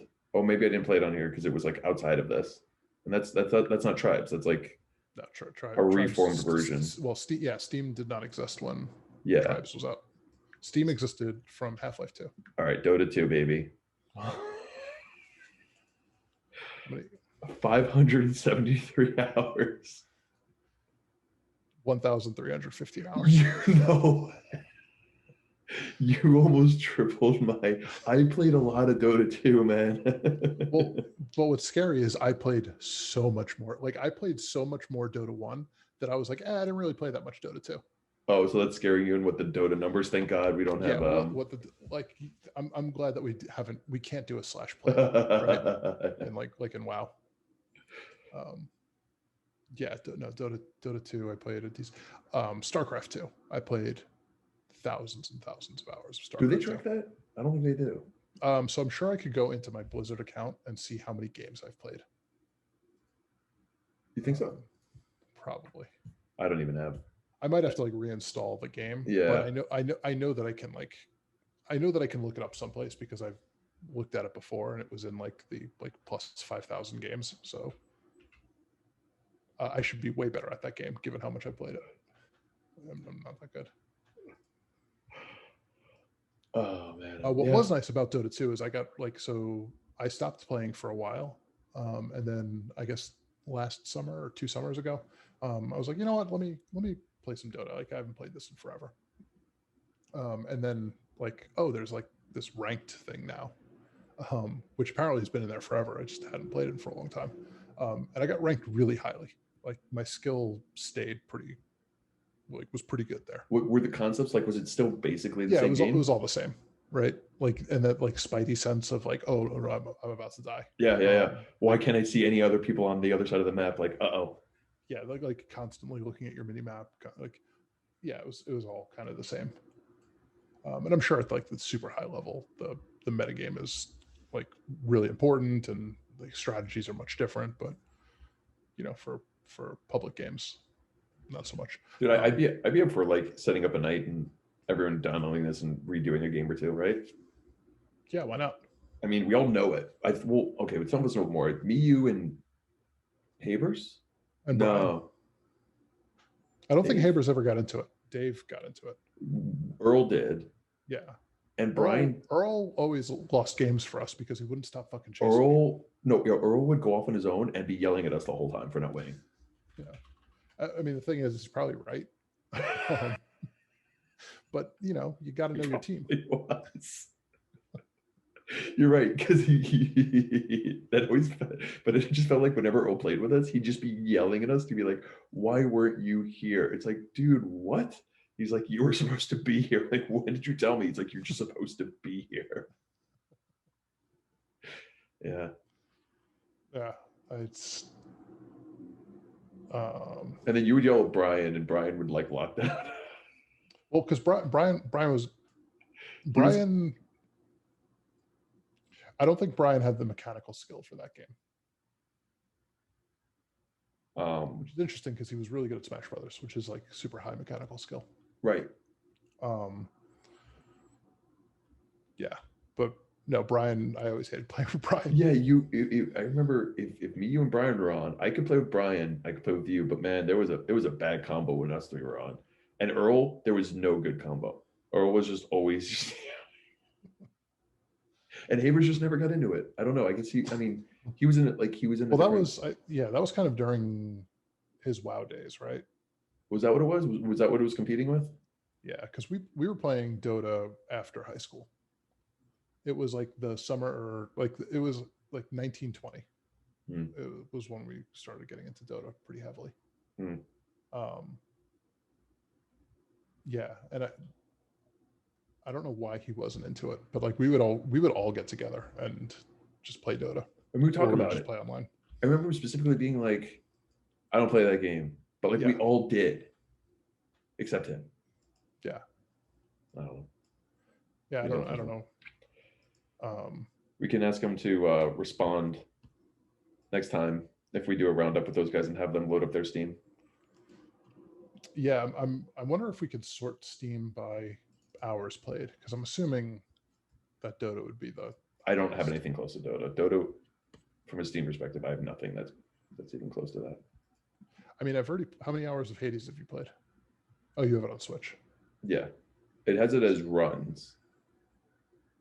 Okay, so I have 227 hours of playtime on Hades. When I look at that, like things, I have the probably super common, like, how much could I have learned in that amount of time? I mean, yeah, sure. Or like, that's like 6 weeks of work.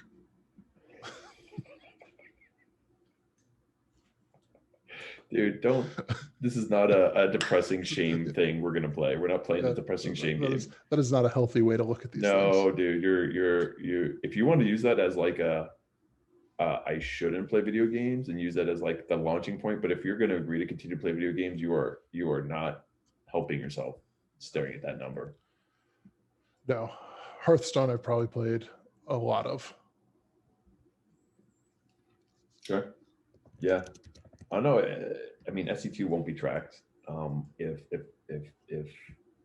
well, no, maybe it will be. Maybe it will be. I mean, SC won't be tracked. SC2 would maybe be tracked. SC1 won't be tracked. Yeah. No, I kind of want to download StarCraft 1 just to see how many games I played. That's not tracked anywhere. Or StarCraft 2, rather. Sorry. Oh, yeah. Like, just like does it, I forget if it showed hours played or not. It doesn't, I don't think it shows hours. I think that it shows, you know what? I'm just going to install it. Dude, you should be able to log into the site, right? Or is that just going to be like download the damn app now? Yeah, I did log in and said, do you want to download this? I was like, Oh, no. Is that, And then it was like, well, that's all you can do here. So would you run our goddamn app? there's a guy at my job who keeps wanting me to play SC1 with him, and I'm like, that's a strangely specific. SC2 rather. Okay, sorry. that makes it's like it is the strictly better and I'm just version. Like I know I'm going to be better than you at this game. This is like a James Chen. Jenny Chu. You're gonna get Jenny Chu. Where he's just gonna build 1 million turrets. He's gonna be like, you can't come in. Be like, dude, in what world do you win this game? At best, this is a draw. Like, what are you doing with these things, guy? I mean, I just give him credit for the fact that he actually knew how to play the game. I was very convinced he had no idea even how to play it. Yeah. So kudos there, I guess. But yeah. He talked a game forever. That's a guy who could talk game about anything. Don't you remember the story with his dad? No. His dad taking like AC units and tossing him over a wall, one with each arm, and then jumping over the wall. He would tell that crazy story. Yeah. Were you there when a custodian came into the office and asked who left all of the ceiling tiles out of the ceiling when we were running cables through the ceiling? And like, James, you were in that building. What, like, you didn't put them back? He's like, I only left one tile out. The guy's like, you left like 17 tiles. He's like, I only left one. It's like 17. He's like, one. He's like, I put them back. There were like 17 tiles. And he's like, fine. I left 3 tiles out. He's like, you get 3. You did have that kind of like, I'm not gonna compromise. I'm right. I don't care. Yeah. There were so many times like James, man, I don't care if you didn't do it. I just really need you to tell Can you me just whether or tell not me you what did it. reality is, man, for like Yeah, a second? you just tell me the truth here. I wonder what that goes up to. Yeah, I don't know if I want to open that box. So like, No, I logged on to I went to the network outsource webpage the other day. I yeah, was like, what are these guys doing? Like, what is this? dude, And Phil like, Voigt is still buying contracts from I mean, it's Jim Woods probably. yeah. I mean, that has to be. Yeah, I have no idea. But like, hey, big step up. They use VMware now. So Dude, he was that helped. against that. Remember Jim Woods' campaign against it? Yes. Well, Hyper-V is free, so That's right. And we're gonna run it on a non-cluster environment. I'm like, dude, I'm pretty sure this is doing the opposite of HA. We're going in the wrong direction. yeah. Now instead of one server going down, all You your just servers go down. yeah. Jim, this is not we're going wrong. Yeah, no. That's funny though. It was the Wild West. Yeah. I remember do you remember playing Brian's Lord of the Rings online? Remember we all got into that? Yeah.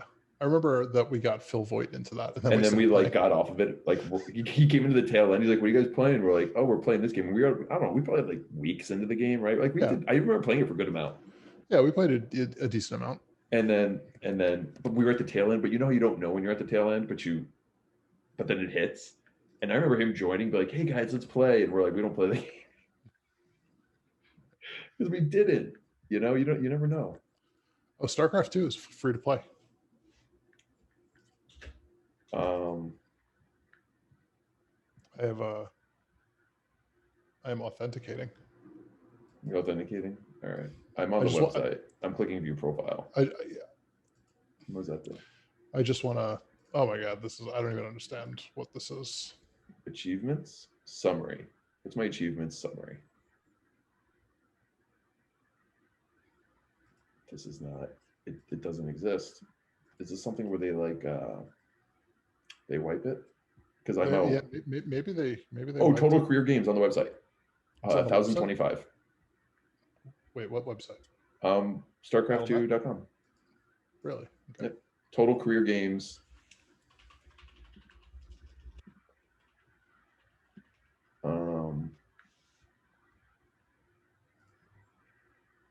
If I go to versus, does that give me a better? It doesn't seem to show the subcategories. But if I go to my profile, there's a summary of how many games played, but like nothing else is filled out. Well, I now have to figure out how to log into this thing. Like, what is It's your Battle.net.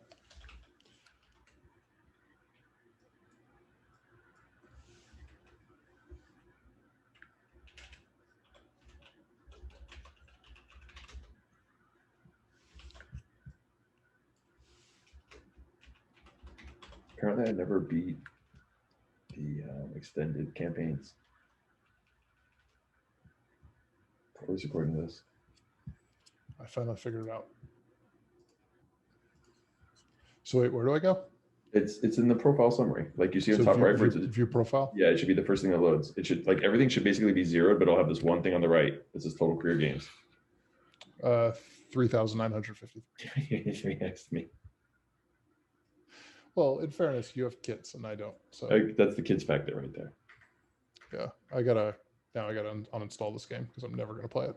No, not unless we all just decide to play it one day, in which case you can download it in like 3 minutes. So Well, I mean, I did download it in 3 minutes. yeah, it doesn't. This is like I want to play this 8 minutes from now. Okay, that's fine. Yeah, that's why. So this was one of the things that Adam was talking about. How, like, oh, the PS5 only has a 1 terabyte or 750 gig hard drive or something, and like that's not enough space to load a lot of games on it. And I'm like, so you just delete them and then you just re-download them. Yeah. Like, whatever. Yeah, if you can't, and if they're like 30 gigs and it takes, 6 hours, you just need the slightest amount of planning and you're okay. I mean, 6 hours. That's like 30 gigs is not 6 hours. I don't know. I feel like I downloaded a game at one point. It might not have been on 5G. It might have been like a slower Wi-Fi. But I felt like on the Xbox One, I tried downloading a game and it took a significant amount of time. But it could have been pulling at a slow rate, and I just wasn't realizing it. Yeah, I mean, I just downloaded StarCraft 2, which was 26 gigs And in like a pretty yeah pretty fast time. 15 minutes, if that. Yeah. So I don't. To your point, why store it? Store the save, which is tiny. Who cares? Yeah, and like And I don't play that many games. That like I play a game until it's finished, and then I play the next one. Like I don't really jump around very much. Adam just must have a different style. I feel like Adam's a guy who wants all the options available at all times. He also has physical media for DVDs, and well, not DVDs, but like Blu-rays. And like I am so anti-physical media at this point. Yeah. Like, Yeah. Yeah. um, yeah, I want to get rid of Megan's DVD collection so badly. Oh, do you still have the boxes? Yes. Like the boxes, like if they're not in sleeves? Yeah, no, there's still the boxes. Yeah, so that's It just that's takes the up so part. much space. Exactly. I think if you can convert her to like a DVD sleeve thing, you're okay. But But she has to realize that she doesn't need the boxes, which I guarantee you there's like some kind of emotional attachment. I had that with my boxes until I tossed them. And I'm like, do I really need these boxes? Do I really need to see the cover box of the movie that I also can probably stream on like 3 different platforms right now? Remember, yeah, or just like, well, stream in higher resolution. Right. Yeah, like what am I going to use that for? Right. Remember PC games, like the gigantic boxes those things came in? Dude, it was like a little CD in this big ass box. Yeah. And the box was huge. but it's like they standardized on a size that made no sense, or maybe did at one point, and then they just all kept on doing it. Like having the smaller box would mean like you wouldn't get seen in the store, so it became like I have to have a box this size. You know what I mean? Yeah, I agree with that. I don't ever know. I remember some games having a massive manual and being like, holy crap, or like a ton of floppy disks. Dude, remember the Baldur's Gate manual? Baldur's Gate manual was no joke. Yeah, there were some that were pretty big, and you find random games that would have a massive amount of lore attached to the game that would just have nothing to do with the game. It's like here's a whole thing. Didn't ask for it, you just have fun. But yeah, those boxes were gigantic. Yes. Yeah, I don't. I'm glad that we're past the point of having to ever go out to do anything. Go to the store or like no, I'll just order everything that I need and download it. To your point, what not that it couldn't be done, but like what does COVID look like 20 years ago? Oh my god, dude. Right? That's, yeah. How did yeah. Well, I was talking about this with Megan, right? How lucky are we to live in a time where we can I mean, we've left our apartment less than 10 times in since March, right? So since March 8th, I've left my apartment less than 10 times. Which granted is on the extreme end of it. Yeah. But like how lucky are we that we live in a time that like facilitates that I can completely transition to work from home like pretty easily. It doesn't change my job that much. Mm-hmm. Like it changes how I do my job, but like my job functionally doesn't change.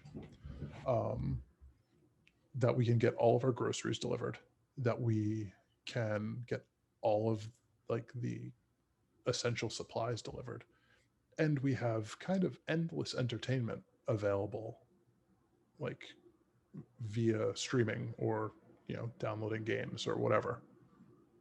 Like there's that just doesn't exist before now. Yeah. Before like 5 years ago. 5 years ago is really where it became possible. And now it's the ability to be able to access that is just even easier. Yeah. It's where it doesn't feel that painful.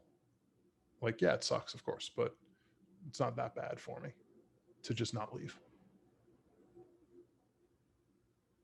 Whereas, like, I mean, can you imagine if we were in school or like, 22, we would be going insane.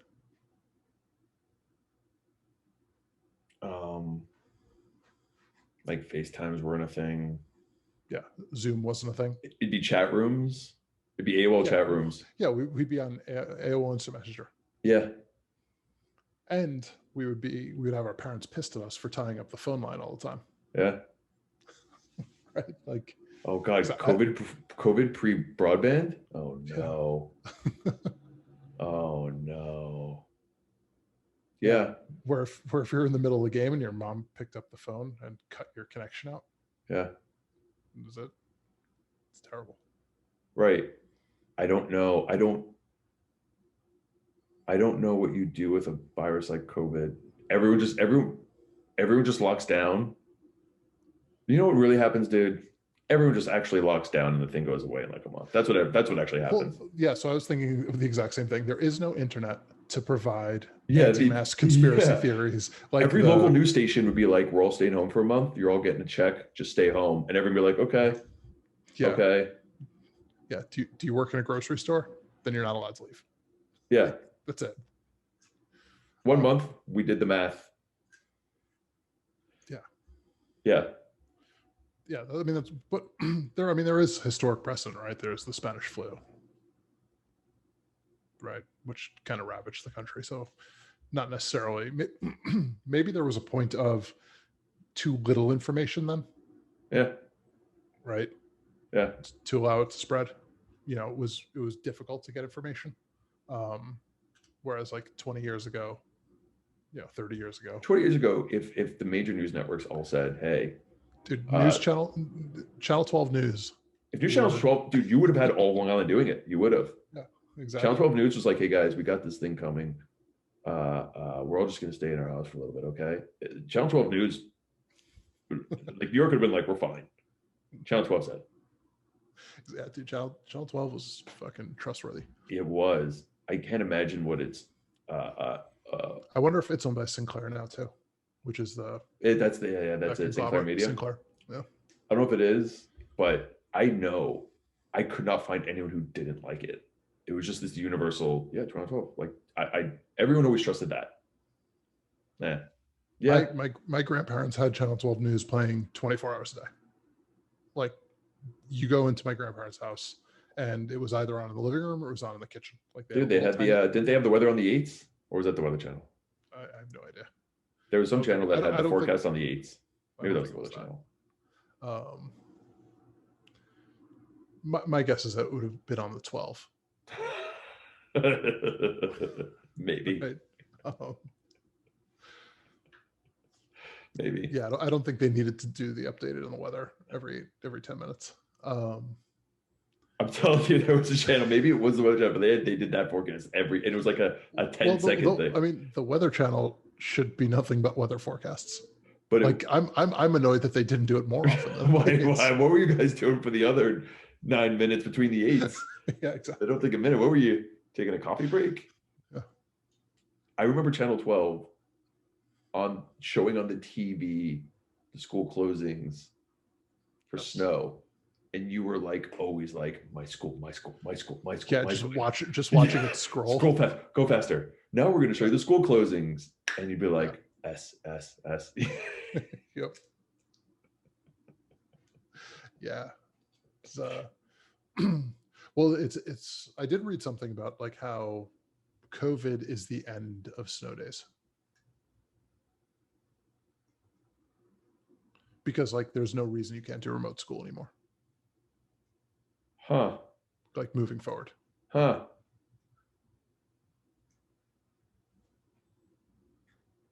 Which is interesting.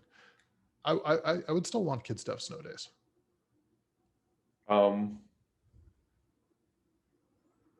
Like snow days there was no better bonus in childhood than a snow day. It was like a free play day. Every snow day was like a goddamn miracle. Yeah, I'm in my pajamas playing a video game all day, or I'm outside having a blast. Yeah, snow days were the best, and I don't want like kids to miss out on that. Yeah, like just a free day off from work. Like every random like a few times during the winter, The school's like, hey, we spun the wheel. No one's going to school today. Yeah, exactly. Yep. Yeah, every winter day in the morning, You spin the wheel. there's a 1 in 100 chance that there's no school today. I'm good with that system. Right. Or like News 12 did it, but they did it for every school and they're spinning them one at a time or something.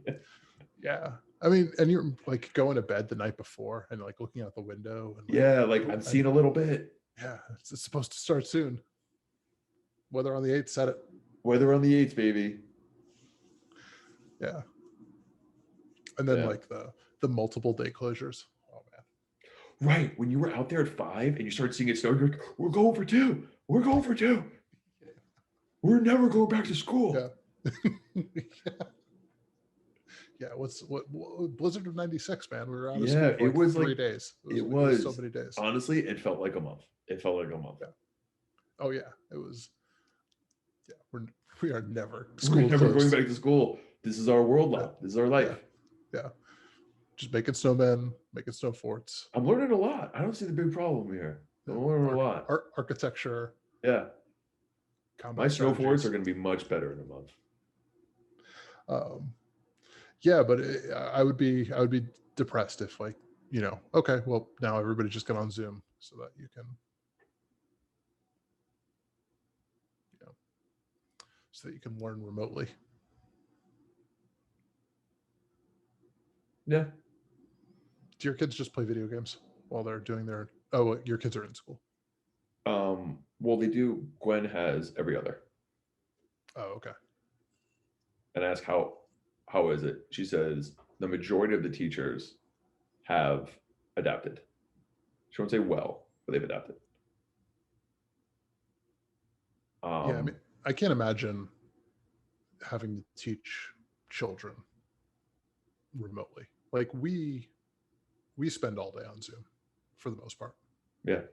And we talk to like an audience that for the most part wants to be there. Mm-hmm.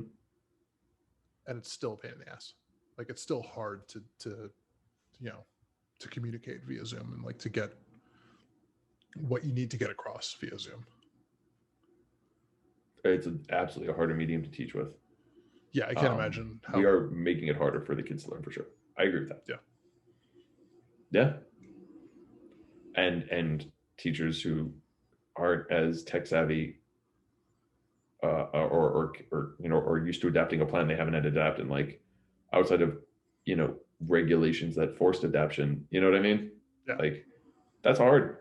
And there's a lot of really good teachers that probably would then struggle over this new medium. I don't know. Yeah, I mean, and giving like attention to like the individual kids who need your help, right?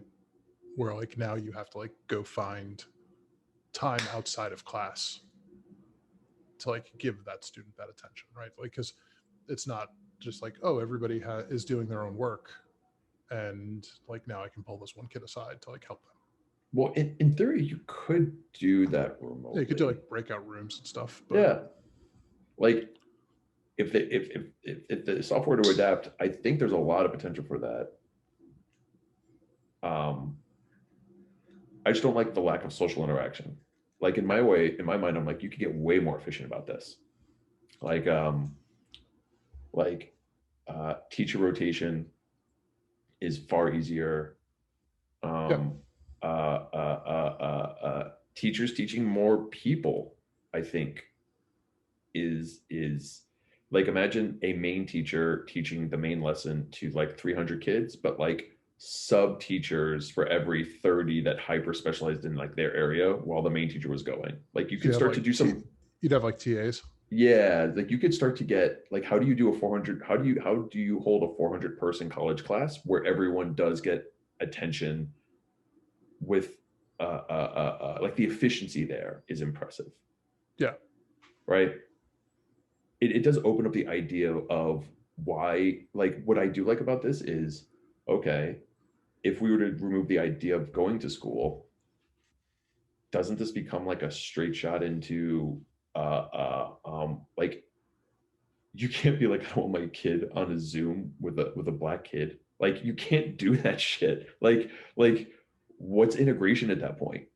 It's literally it becomes Well, I mean, nothing. I think the barrier there is then like technology, right? Because so this is something that Megan, Way easier to solve.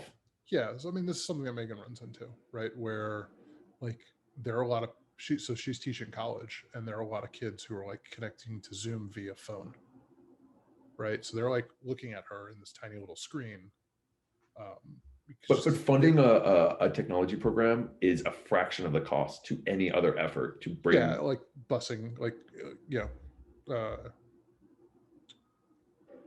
like deseg busing Yes. and whatnot. Yeah. Yeah. Like the gas alone in the busing budget probably pays for everyone to have 4 laptops that year. You know? Like Yeah. nothing else, no other cost, just the gas alone in that, you know? Yeah, I mean, that's so it's an interesting point in that it would make the classes more integrated, which is Yeah. awesome. But does it make the personal bubble more segregated? Right? Because sure, you are in class with these, like with um, black people or Hispanic people or whatever, with minorities, but because there's not much social interaction via online classes, Yeah. um, your bubble then is very closed off. I'd say that you attack those separately because I think of the friends that I have and then the classes I took. And I think about, did the classes I take determine the friends I had? Maybe in the very beginning, but did me not being in class with you guys change anything? No. Did I become closer to classmates in a very more like less like but like classroom friendly? I think you would get that from Zoom, but like your friends are still your friends. Like if we all had different classes, it changed to nothing. Yeah, yeah. I mean, once you're to like high school, But for like sure. I feel like that is where proximity does determine a stronger chance for friendship. But like the idea that you couldn't host community programs to promote local kid things, just not in school, Yeah, that's fair. or like classes that didn't weren't so like you know what I mean? Like you could do a really interesting disaggregation of who delivers information at scale efficiently and who can promote larger social community structures. They wouldn't necessarily have to be the same people. Like you could have people that host everyone going to a place, but they all at the end of the day are connecting into these other subdivided groups that are not local. So you still get the desegregation in the learning, and everyone can get a fair chance of learning while still promoting local communities. Like I think it kind of opens it up in a weird, interesting way. Yeah, I think that's fair. It's interesting if, like, yeah, I mean, if it is like I don't want to say downfall, but it opens up like the idea of maybe not needing, Why do we have to go to school? exactly, like not needing school districts to be as granular as which they is are. which is one of the biggest barriers to desegregation, right? Yeah. Like local taxes paying for schools is a big I think I problem. Yeah. And the idea that like I think an online class is harder to learn. Absolutely, I don't. It's harder. Um, but if we're basically there and we have to accept it, there's potentially massive upside. Yeah. Could the benefits outweigh the, could you make the benefits outweigh the being slightly harder to learn? Right, right. And you can still I mean, you can still build in augmented services to help because remote learning is harder. Um, but I also will say that growing up in it's harder for us. It's Yeah. less hard for my kids, and it'll be even less harder. You know what I mean? Yeah, and so I think about things like if you have, your teacher who teaches us a specific way, right? But that specific way doesn't necessarily click for you. I'm thinking about like, oh, they're having programs that, like, oh, you have this homework assignment, right? And it's to use this program to teach you this thing, and like it identifies that you are struggling to learn this concept, like the way that it was taught. Like, cool. Here's another way of teaching it, and it just does it automatically. Like it being intelligent enough to like get that you're not understanding this concept. Let me like re-explain this concept another way. Right. Or flag you for Yeah, someone else to come in and be like, hey, we're going to introduce you to this other style. Like you could get into this really interesting tailored learning concept to your yeah, point, backed by data that we could just never really pull before. yeah, and then use that to extrapolate out, like to predict, um, what how they should teach you in the future, right? Like just skip the way that like it thinks you're going to struggle with, and just go to the thing that it thinks you're going to succeed with. Yeah. I also love whenever I talk about like any like ML or AI thing. I always just like the way it is doing this. Like it's still this very like you know some magic is gonna It's make the elves in the yeah, wheel. it's the magic in the box. Out pops learning. Yeah. um yeah, so I mean I think that there's some really interesting things that can happen that way if you are not locked into this is the way that your teacher teaches it, Right. because that's the way that they know how to teach it. Yeah. And I'm sure that we have a very unsophisticated view of how teachers are teaching things, right? I'm sure that they are taught to identify like modes of learning, um, and adapt, um, but they're probably much slower to it, and it's hard to do it on an individual level when you have 30 kids per class. Yeah. Right. Um, how much can you really pick up? Yeah. You can pick up on some. You can't catch it all. Let data. Let like to me, it's like always like a data assist. Let the Mhm. teacher still do it. But Yeah. here's I'm just now giving you the teacher more data to help, Yeah. not to replace you, because you can't. I don't think you can replace it, but you can augment. You can help. You can help a lot. Yeah. Yeah. And wouldn't a teacher like to see engagement rates, how people are struggling, how long they're taking on tests? Maybe like, yeah, there's a billion data points that like no one's going to spend time interpreting all of them, but the idea that someone can then create data visualization techniques to interpret it for you in a way that you can then make decisions on students. So my experience with teachers is that they will resist literally every metric because they think that it is It a can be used way that, against them. yeah, it is a way that can be like it's ammunition that can be used for why they are bad at their job and to fire them. um and like that's a much bigger issue with Yeah, I don't know teacher how you do that, tenure because to me, and I'm like, let them unionize, let them create all the protection they need, and try and build in transparency that you can get rid of like people who are abusing, but unionizing and giving more collective bargaining power, I don't see as a bad thing in the right context. yeah, I mean neither do I, but also I remember that I had to print out like an email and put it in every single teacher's box to let them know that the email server was going to go down for an hour Yeah, while it updated, because they weren't contractually obligated to check their email, but they were contractually obligated to be made aware of when the email was going down. that's funny. Yeah, So I I had to, mean, so I had to print out this memo and put it in every single teacher's mailbox, because teacher contracts are like that, I guess.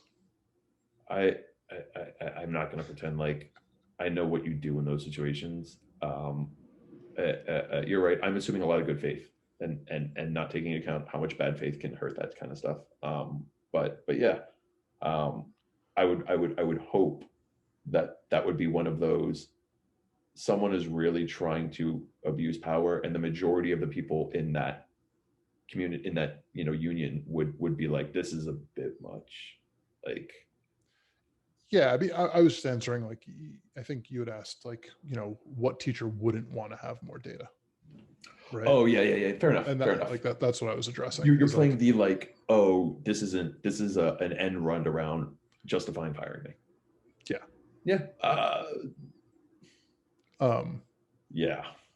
and like I don't know, I'm kind of the opinion of like the people who are that worried about their jobs probably Probably not should be very good at their fired. jobs. Yeah. And I like that's not a that is not a generous way to look at things. No, it's not, and it's not. You can never use it as like a necessary indicator. Yeah. But you're probably right. There's probably a good degree of commonality between those two, right? There's probably an overlap. Probably. Um, yeah,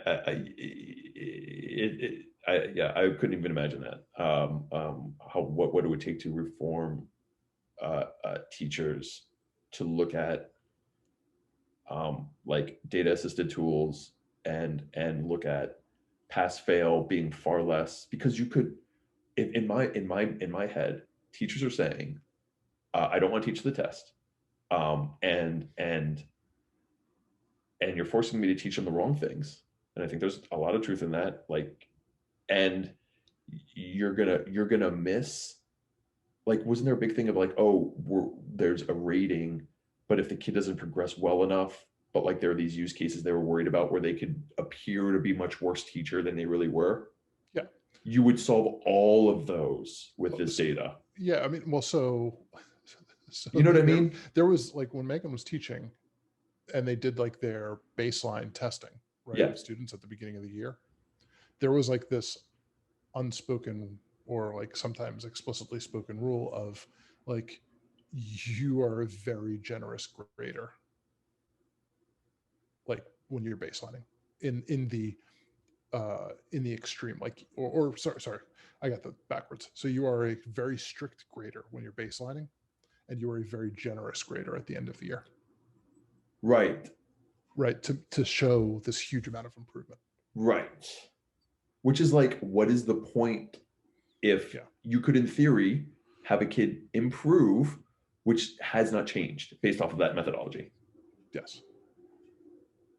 That Yeah, means the I mean, same kid gets a different score at the beginning of the year and the end of the was year. purely because like that was part The of their fear effect. of what this could be, That was part of their because they effectiveness were as a worried teacher. about the data wouldn't be collected in the way it could be. The way the data was being collected, the ability for it to be interpreted the wrong way seemed high. And honestly, I could see that being a valid risk, because data collection methods in that kind of manual way that are blunt and super Well, they're not even rudimentary. looking. They're not. Well, they're talking about like, oh, you know, if I grade them really strictly at the end of the year, and somebody graded them really generously, some other random person, because you don't Right, grade because your own it's meant to students. be like a way of control, but then if everyone agrees to it, it's like, yeah, you would just go right in your system. Well, it's also because you don't grade your own students, right? Because that's also supposed to be a, you know, if you grade your own students, then you can game the system. Right, as But long as if everyone, as long yeah, as everyone here, but if everyone agrees to this overall policy, it effectively is meaningless then. exactly. Yeah. And I don't blame them for necessarily doing that, because you can't control it.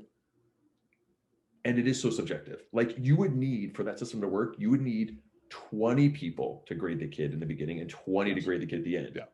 It's too, Yeah, it's just too much. and teachers then interpreting this could happen is, I think, a 100% legitimate fear. How do you control that as a principal? Hey, I'm strict. Like, or I'm not strict. Someone's gonna crush my kid at the end, where someone else said that they're amazing in the beginning. I did legitimately improve them, but doesn't show Yeah. up. Yeah. Right. No, I mean, I 100% understand why they do it. The fear Right. there, I think, is Yeah, legitimate. a system that you know that will produce that is fundamentally flawed. Yeah. Right, you need a better system, and yeah, like robust data collection, having literally every assignment that they do get entered and graded, like put into a computer and graded by a And computer. making the assessment third party neutral, like not Just even let, other people. just let a computer do it. Yeah, exactly. Like that's it. Cool. Now you're teaching to the AI, right? Like, In classes where concepts matter, I think that can be done. In classes where it's like rote memorization, it's like I don't know how you do that. It feels like you're teaching to a test. But I don't know. I just like I always feel like people that hate that data aspect hate it for one or two reasons: legitimate, that could happen, or illegitimate. I don't want you tracking anything. I just want you to let me teach and don't ever turn a critical eye to me. You know. yes. And there's some portion, I assume, the minority who feels that way. I mean, I hate oversight too, right? Like I hate oversight in my job.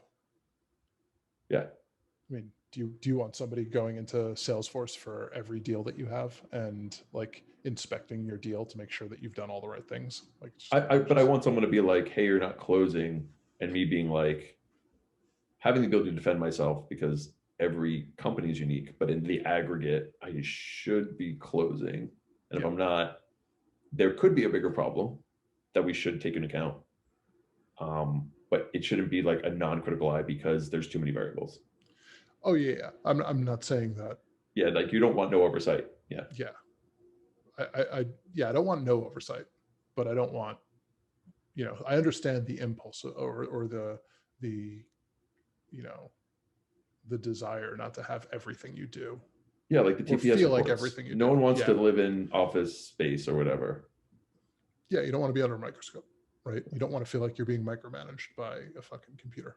And if you're collecting the data, it's data that can be used against you until you realize that, like, yeah, there's too much data here. No one's looking at you that much. They're looking at trends and analysis. And if you become a red hot spot, they might focus on you, but they don't have the time to just like bury you. Yeah. Because that's the other benefit you get from systems like this. It's not like the amount of people that you would be assigned to understand the data and manage it and audit it would, like, you are many. There's one. Yeah. Presumably, the thing is like, presumably the system would, sort that and analyze it themselves and then output it into a nice little, desktop or like a dashboard, right? Like, if you're in the green, you're a good teacher, and if you're in the red, then we need to increase your IOPS. It's like, one of those things where it would be pretty easy to identify the outliers in both directions, right? It would make it way easier to identify the outliers in both directions Yeah. because they're like,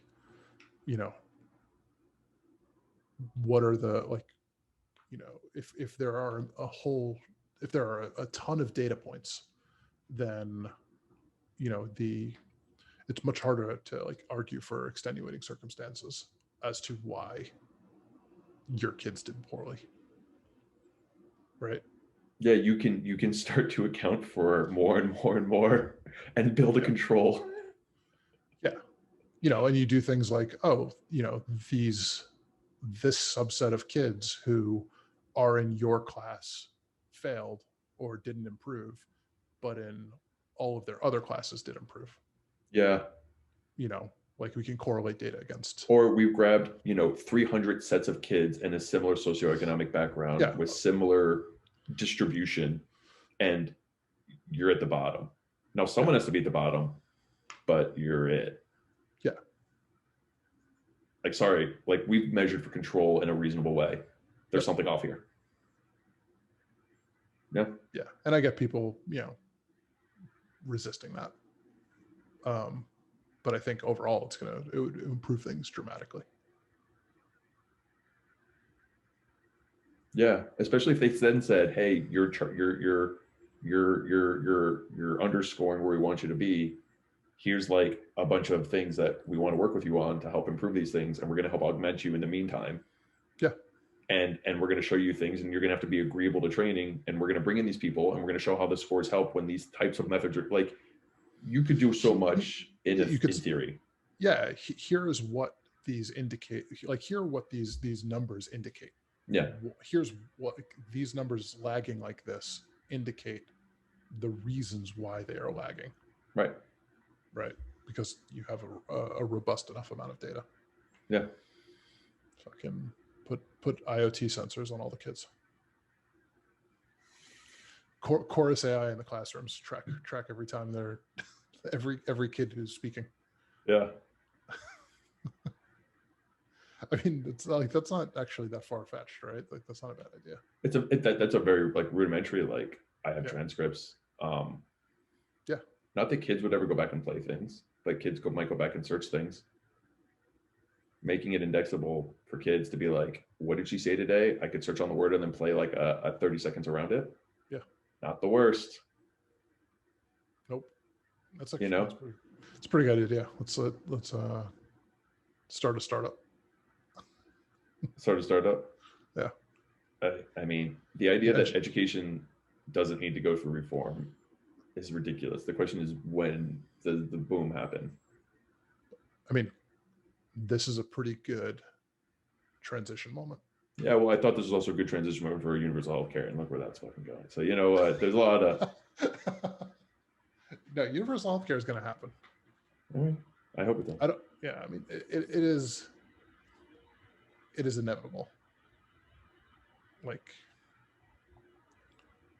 you know, most people are for it. Like, it'll happen. It might not happen in the next 4 years.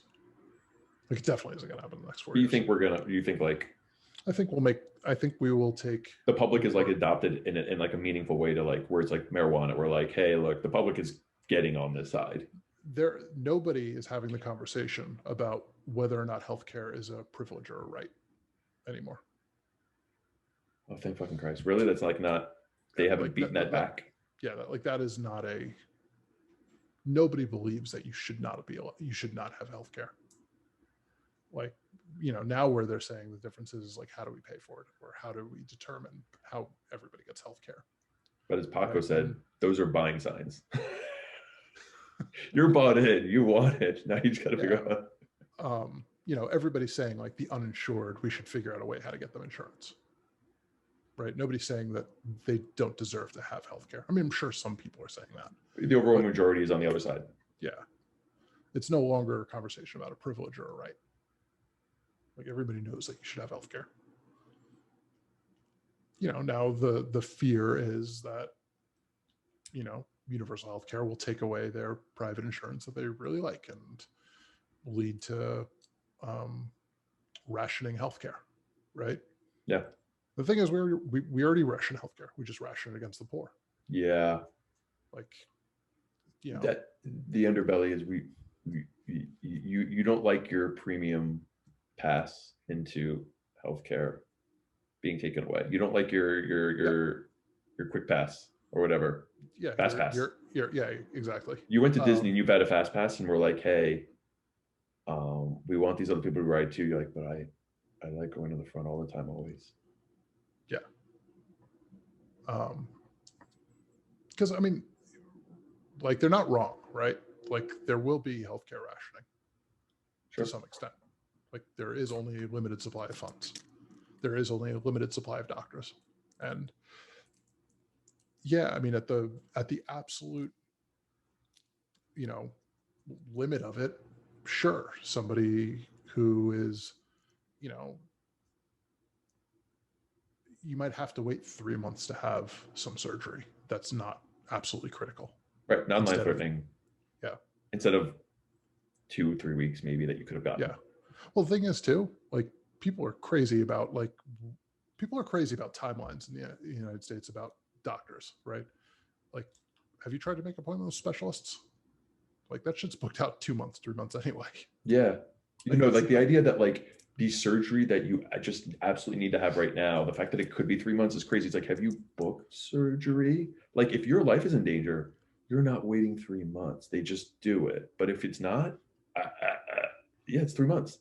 Or it's 3 months for like the consult to see if you need surgery. Yeah. With a specialist. Yep. And by the way, when you go to the doctor's office, like it's gonna be long wait times. I go to a specialist, I book the day. I book the day.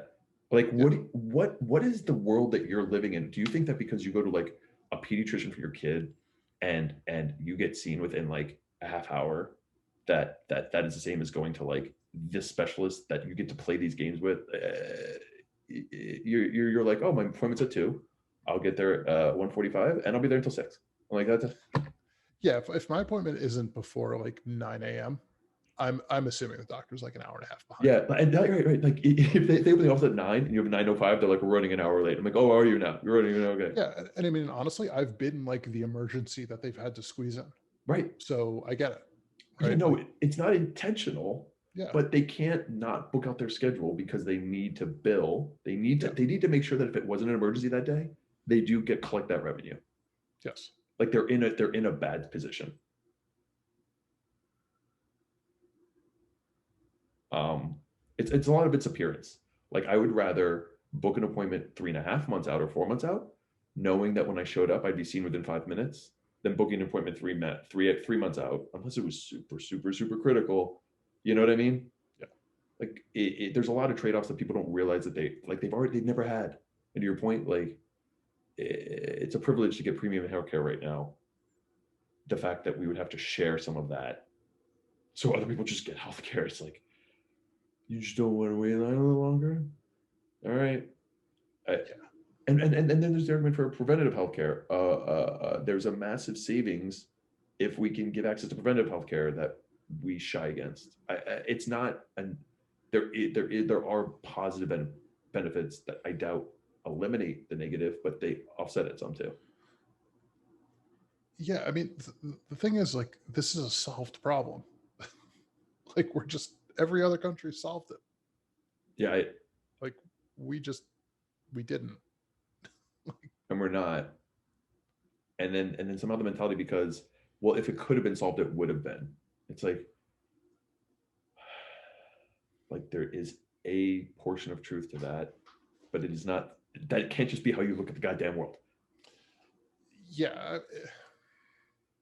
That feels too idealistic in a weird way, right? That like everybody. Oh, like our systems are all constantly optimized. Yeah, exactly. Right. Like that the only direction will be progress. And like if it didn't make, like, capitalism is about efficiency and progress. And if it didn't progress and become more efficient, then it's because it is maximum efficiency and maximum progress. Yeah. Because the only motivators are for those. Obviously, right? We would have done it already if it was that good. Yeah. As opposed to like wanting to generate revenue profits. Yeah. Like, I mean, it did maximize progress and maximized efficiency for generating profit. Like, yeah. It did exactly what it was supposed to do. Yeah. For some people, it was fantastic. Lots of efficiency. Yeah. I've never collected this much money from other people before. Yeah. I don't know. It's a,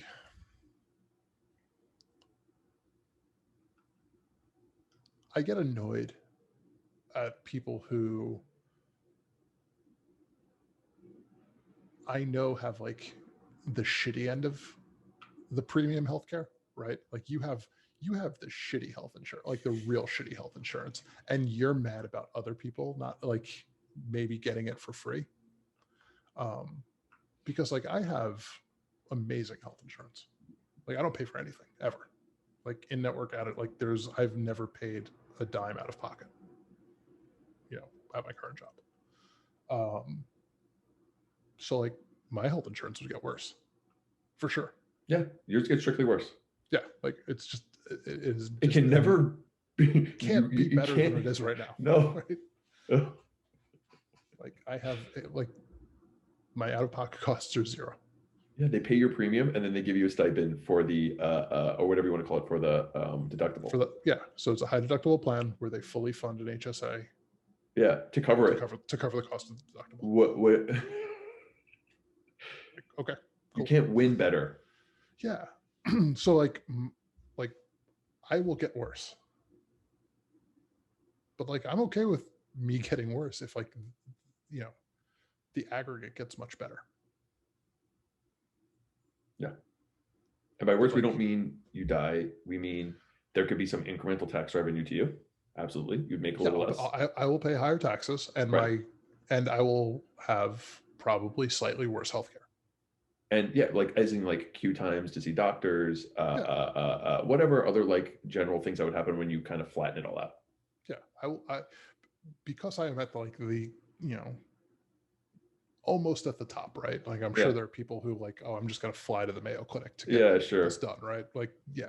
But like beyond that, I have like the top tier healthcare. Yeah, Um, you know, it's gonna get worse. But like for the people at the like the really shitty end of health insurance who like I mean, I know people who complain about their health insurance but are still against universal healthcare. I don't know what the world is, what they think that gets worse. Yeah, like no, your insurance is gonna get better. And Yeah, it's gonna be and you're not gonna pay anything for it. yeah. Like, yeah, your taxes might go up a little bit, but like Not nearly the amount that you're paying for not yeah, healthcare. not nearly as much as your premiums. Yeah, I'm going to be paying your damn premiums, Yeah. But my taxes are gonna go up. Like, yeah, but you're gonna get all this money back.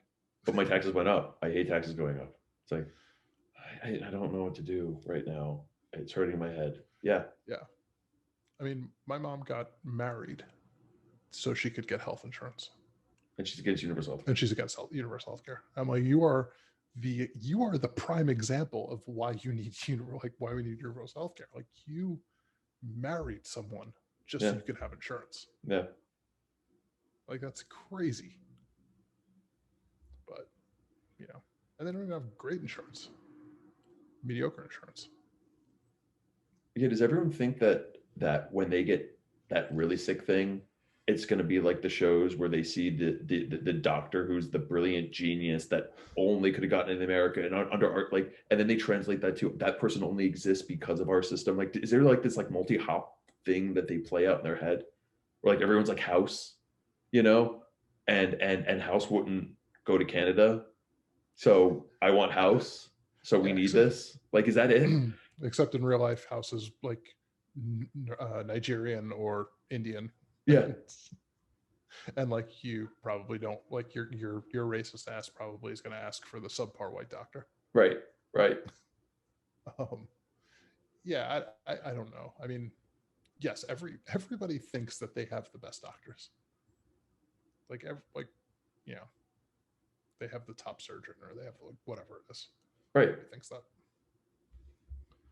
Right. No, but because America tends to have top level doctors and top level facilities in like portions Yeah. of the country, it's like this pride that we couldn't lose it, even though you'll never go to these places. Your local hospital is not the premier, United States healthcare facility. Yeah, I mean, we are lucky, right? Like if we get cancer, we go to like, you know, Sloan Kettering. Well, yeah, no, well, Sloan Kettering, Cedar Mount Sinai, or yeah, like, yeah, no, like, no. I'm sorry, New York. You're pretty yeah, good actually. New York's pretty legit. Yeah, we are very lucky. Yeah, New York is very, very, very, very lucky. Yeah, if you're in fucking bumfuck Oklahoma. Yeah, where are you going? Yeah, that's the point. But like somehow they've lost the access to the healthcare they were never going to get. You know? Yeah, it doesn't make any sense to me. Like I think all of this comes down to resent, right? They don't want people getting for free what they have worked for, even though it should have been free all the time. Right. And just because it sucked for you is not a good reason for it to suck for everybody else. Or to like it's because you had to go through the shit doesn't mean like you should impede fixing it.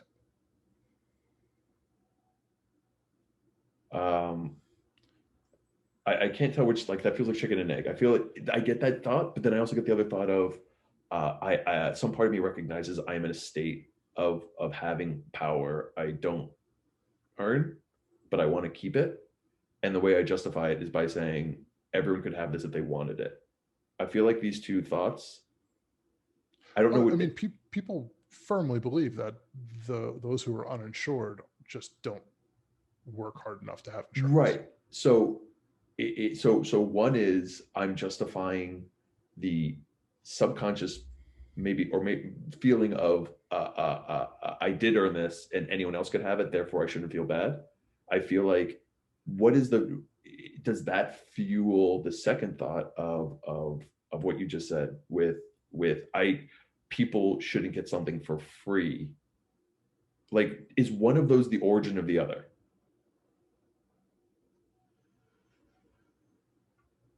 Or either one could be the origin. You know what I mean? Yeah, I mean, I think it's yeah. Well, no, I think that the first one is the origin, right? Because it is, if you deserved it, you would have it, right? And deserve qualifying as work, right? Like if you worked hard enough, you would have it. And Therefore, so yeah, yeah. and so because I worked hard enough to have it, I clearly have it because I yeah, worked for it. I don't want you to get something that I had to work for. Right, because I deserved it. Yeah. Why should you get something Yeah. that I have because I deserve because I work for it? You want the thing for free. Yeah. Yeah, okay. Yeah, you don't have health insurance. It's like whatever you want to call it, like meritocracy, the belief in meritocracy. Yeah. You know, except for all the people that they personally know who don't have insurance, who, you know, are just like really unlucky and something like some extenuating circumstance for only the people that they know. Those people should get it. Yeah. Well, we should have a system for helping. And then you do this funny thing. Well, why should they get it? Because, and then they list off 20 things about harmful life. I'm like, that sounds awful. I agree with you. But why not these other people? Well, they would abuse it. Yeah. Well, but wait, how do you, how come they would abuse it, but your people wouldn't? You know, and because they would. I mean, my thing is like, even if everybody abuses it, I don't care. Like, I've tried your argument on that on playing the numbers game, and it doesn't seem, all it does is expose that it's not about money. No, it's not about money. They say it's about money. Right. You swipe away the money argument, but it doesn't actually change their position. It just makes them realize they can't blatantly be like, if we could get rid of the cost of it, of the fraud of the cost. And I'm like, well, if the fraud of the cost was within 5%, we can give it to 95%. Isn't a 5% increase in cost worth doing the 95%? You can't tell me that not a single dollar spent extra is not now worth it, you know? And then all it does is expose it's not about the money. Well, it's actually worse than that, right? Because it's about saving money. You know, so like the last time that I looked at it, which was a while ago, like welfare fraud was like maybe a few $100 million a year, right? Because the total like welfare system actually isn't that expensive in regards to like food stamps and things like that. But like if you look at how much so say like it's $20 billion, whatever. If you look at how much we spend on healthcare versus the next highest country, which I think is the UK, right? So we spend like 17% of GDP on healthcare, and the UK spends like 11% of GDP on healthcare. That's like $700 billion in savings. If we just have universal healthcare and bring our costs in line with what the next highest country spends. So like, who gives a shit if people abuse it? You're still saving $750 billion. Right. Every now and then, do an audit, see if you have to slightly refine your services. But even if there's like, there should be an acceptable amount of fraud, there's like, yeah, who cares? Like, we're in the limits. Keep the system the same because we don't want to make shit harder for people. Yeah. Do you close stores because of one shoplifter? Right. Like, no. It's like the net benefit overwhelms that. Yeah.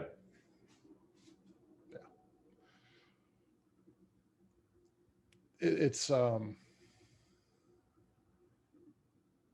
it is hard for me not to look down upon people who don't want to help other people, who refuse to look at the aggregate and then claim like I'm a good, like, don't question my character. It's like, you're making it really fucking hard right now, man. You're making it really fucking hard when you question your character. Well, like, so I mean, I use my mom for most of these examples, right? Or like my mom will she volunteers at a soup kitchen and thinks that because she does that, that absolves her from having shitty positions. Whereas like my position is like, hey, why don't we just fund like welfare programs enough that nobody needs a soup kitchen? Yeah. Get your And time like, back yeah, like, and help more people. yeah, and like probably your taxes are going to go up less than the hourly wage that you like would spend at the soup kitchen. Yeah. So, maybe that would be okay. Um, yeah. And, it's people who look at problems in their immediacy and who are blind to the aggregate.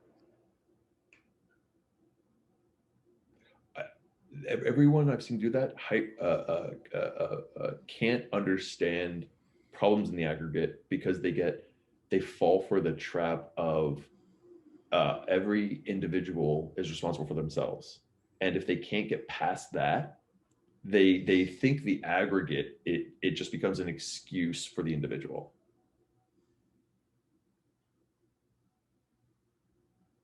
Um, Like they start with the idea that an individual, like they'll tell me, as an individual, like let's take like systemic racism or something, right? Like as the individual, if someone robs a store, um, should there be consequences, right? And I might say, yeah, depending on what they did, there should be some, like maybe our consequences are a bit extreme right now, but there should be a consequence for robbing something. Sure. They're like, well, you're telling me that it's not really that person's fault if that is fundamentally a product of systemic racism, that some of these people wouldn't have done it. Therefore, for some of these people, it's not their fault. And I'm like, you're conflating two ideas here. yeah. And you're hyper focusing on the individual, and they're like, but that's all, we are just a bunch of individuals. I'm like, I don't know how to start the new baseline to get you out of this flawed viewpoint that because you won't leave, like you won't acknowledge this other space because you're happy to just be here because it makes it so you don't have to be critical of anything. It's, I don't know if you realize that or not, but you somehow think you're defending your point successfully by just saying, you're telling me less people would have done it, therefore some of these people wouldn't have, therefore it's not their fault, therefore the individual is absolved of responsibility. And I'm like, whoa. No. Like some of that is you jump to a conclusion, and I can't, and it's hard to tell them in aggregate. I am saying if less people would do it, like I guess maybe I should start with like, are you a product of your background, right? Does that have influence? I feel like that Is that even a worse example? Like I don't know how to break well, this. I guess my point is that like that is um, a really broad question to like a very specific problem, right? So you're going even broader, right? When you're going like nature versus nurture, and But I don't know where their problem is in the logic. I don't know where I can't figure out where the fundamental disagreement is where we fork. I mean, it's like, of course, everybody's responsible for themselves ultimately. To them, that's end of discussion at that point.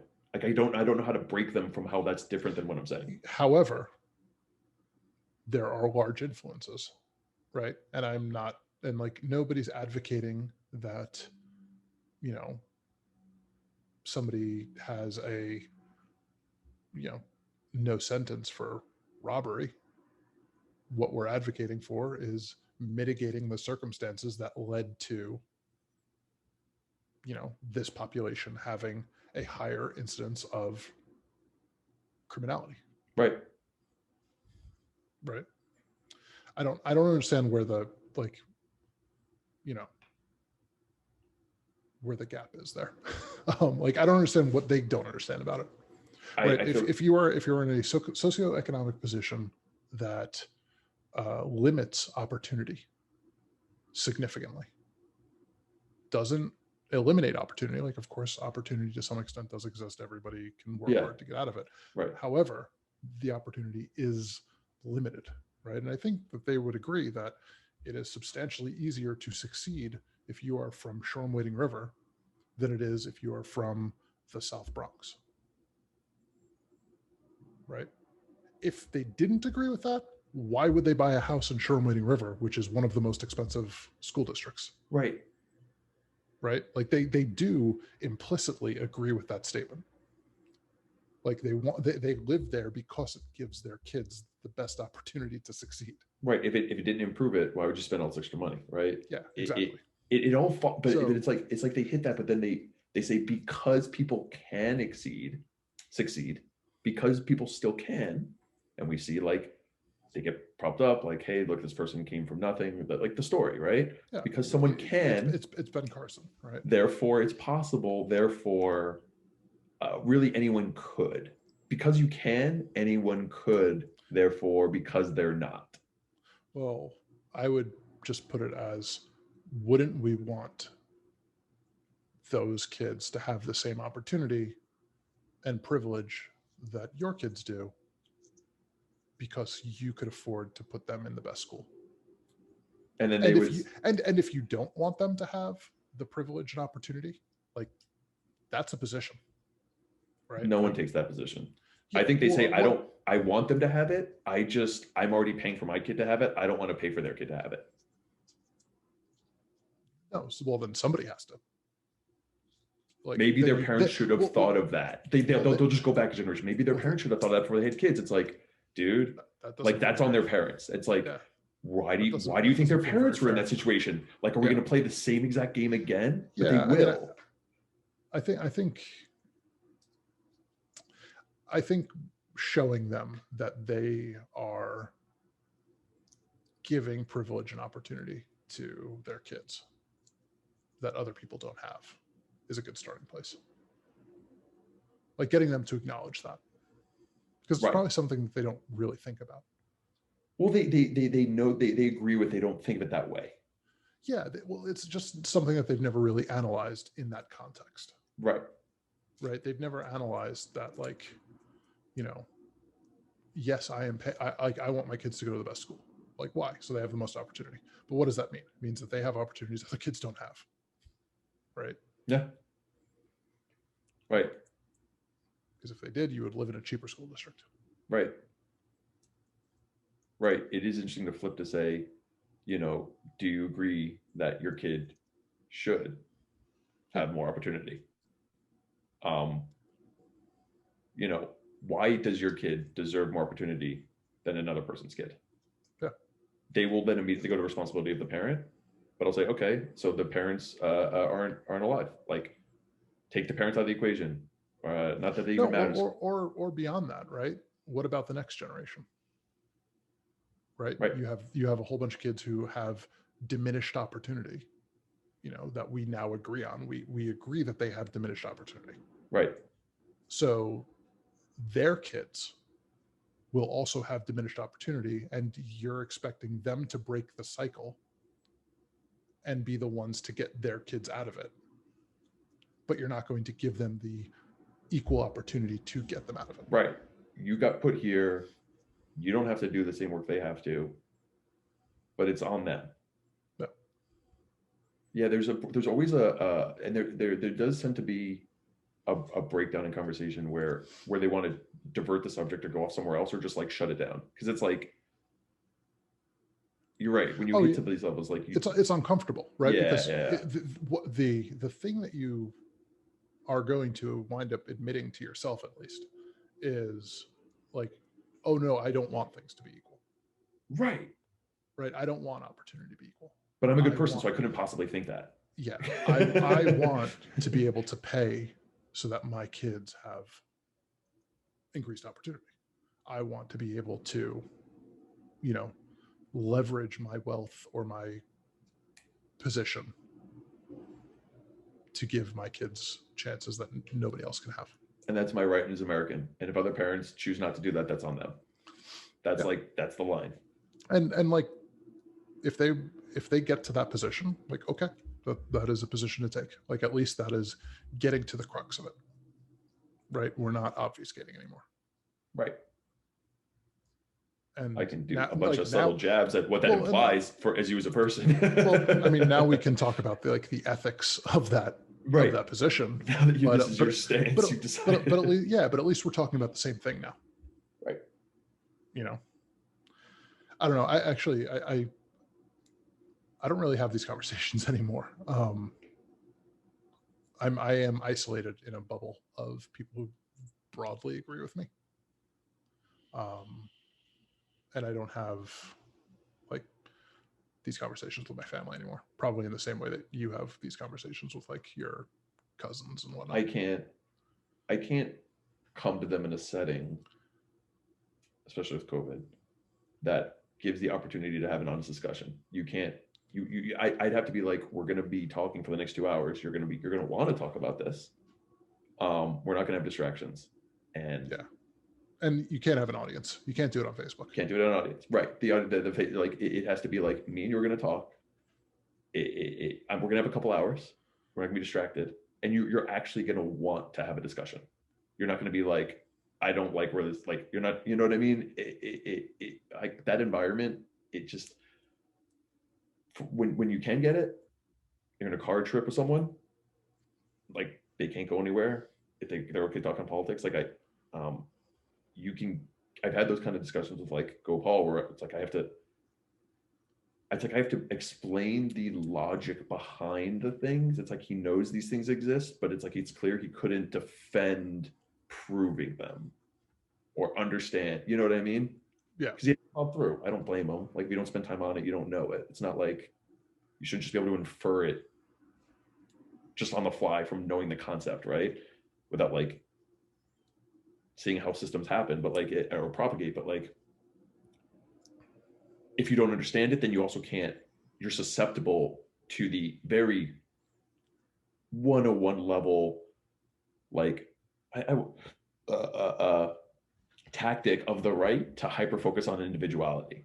Because if you don't understand and can defend systemic racism, because you don't truly understand it, like you're told it exists and you're not saying that people are wrong, but you couldn't defend it, you are now susceptible to people's argument about hyper individualism. And that's where the focus is, because you don't understand why that's a broken idea. Yeah, well, I mean, it also is. Yeah, I mean, it's a one ply deep thing, right? It is zero analysis, and it intuitively feels good It does. to believe that you are, you know, the master of whatever, of your destiny, and that you are not influenced by or you're not beholden to circumstance. Yeah. But all right, it is 1 a.m. Yeah, dude, I'm gonna go. Yeah. So we'll call it end of a. I was not expecting this to go this long. But we talk about stuff. I mean, you can kind of go on for a while. It was definitely fun. I'll see about doing it Thursday, but this is a lot of fun. Well, thanks for doing this. Yeah, no problem.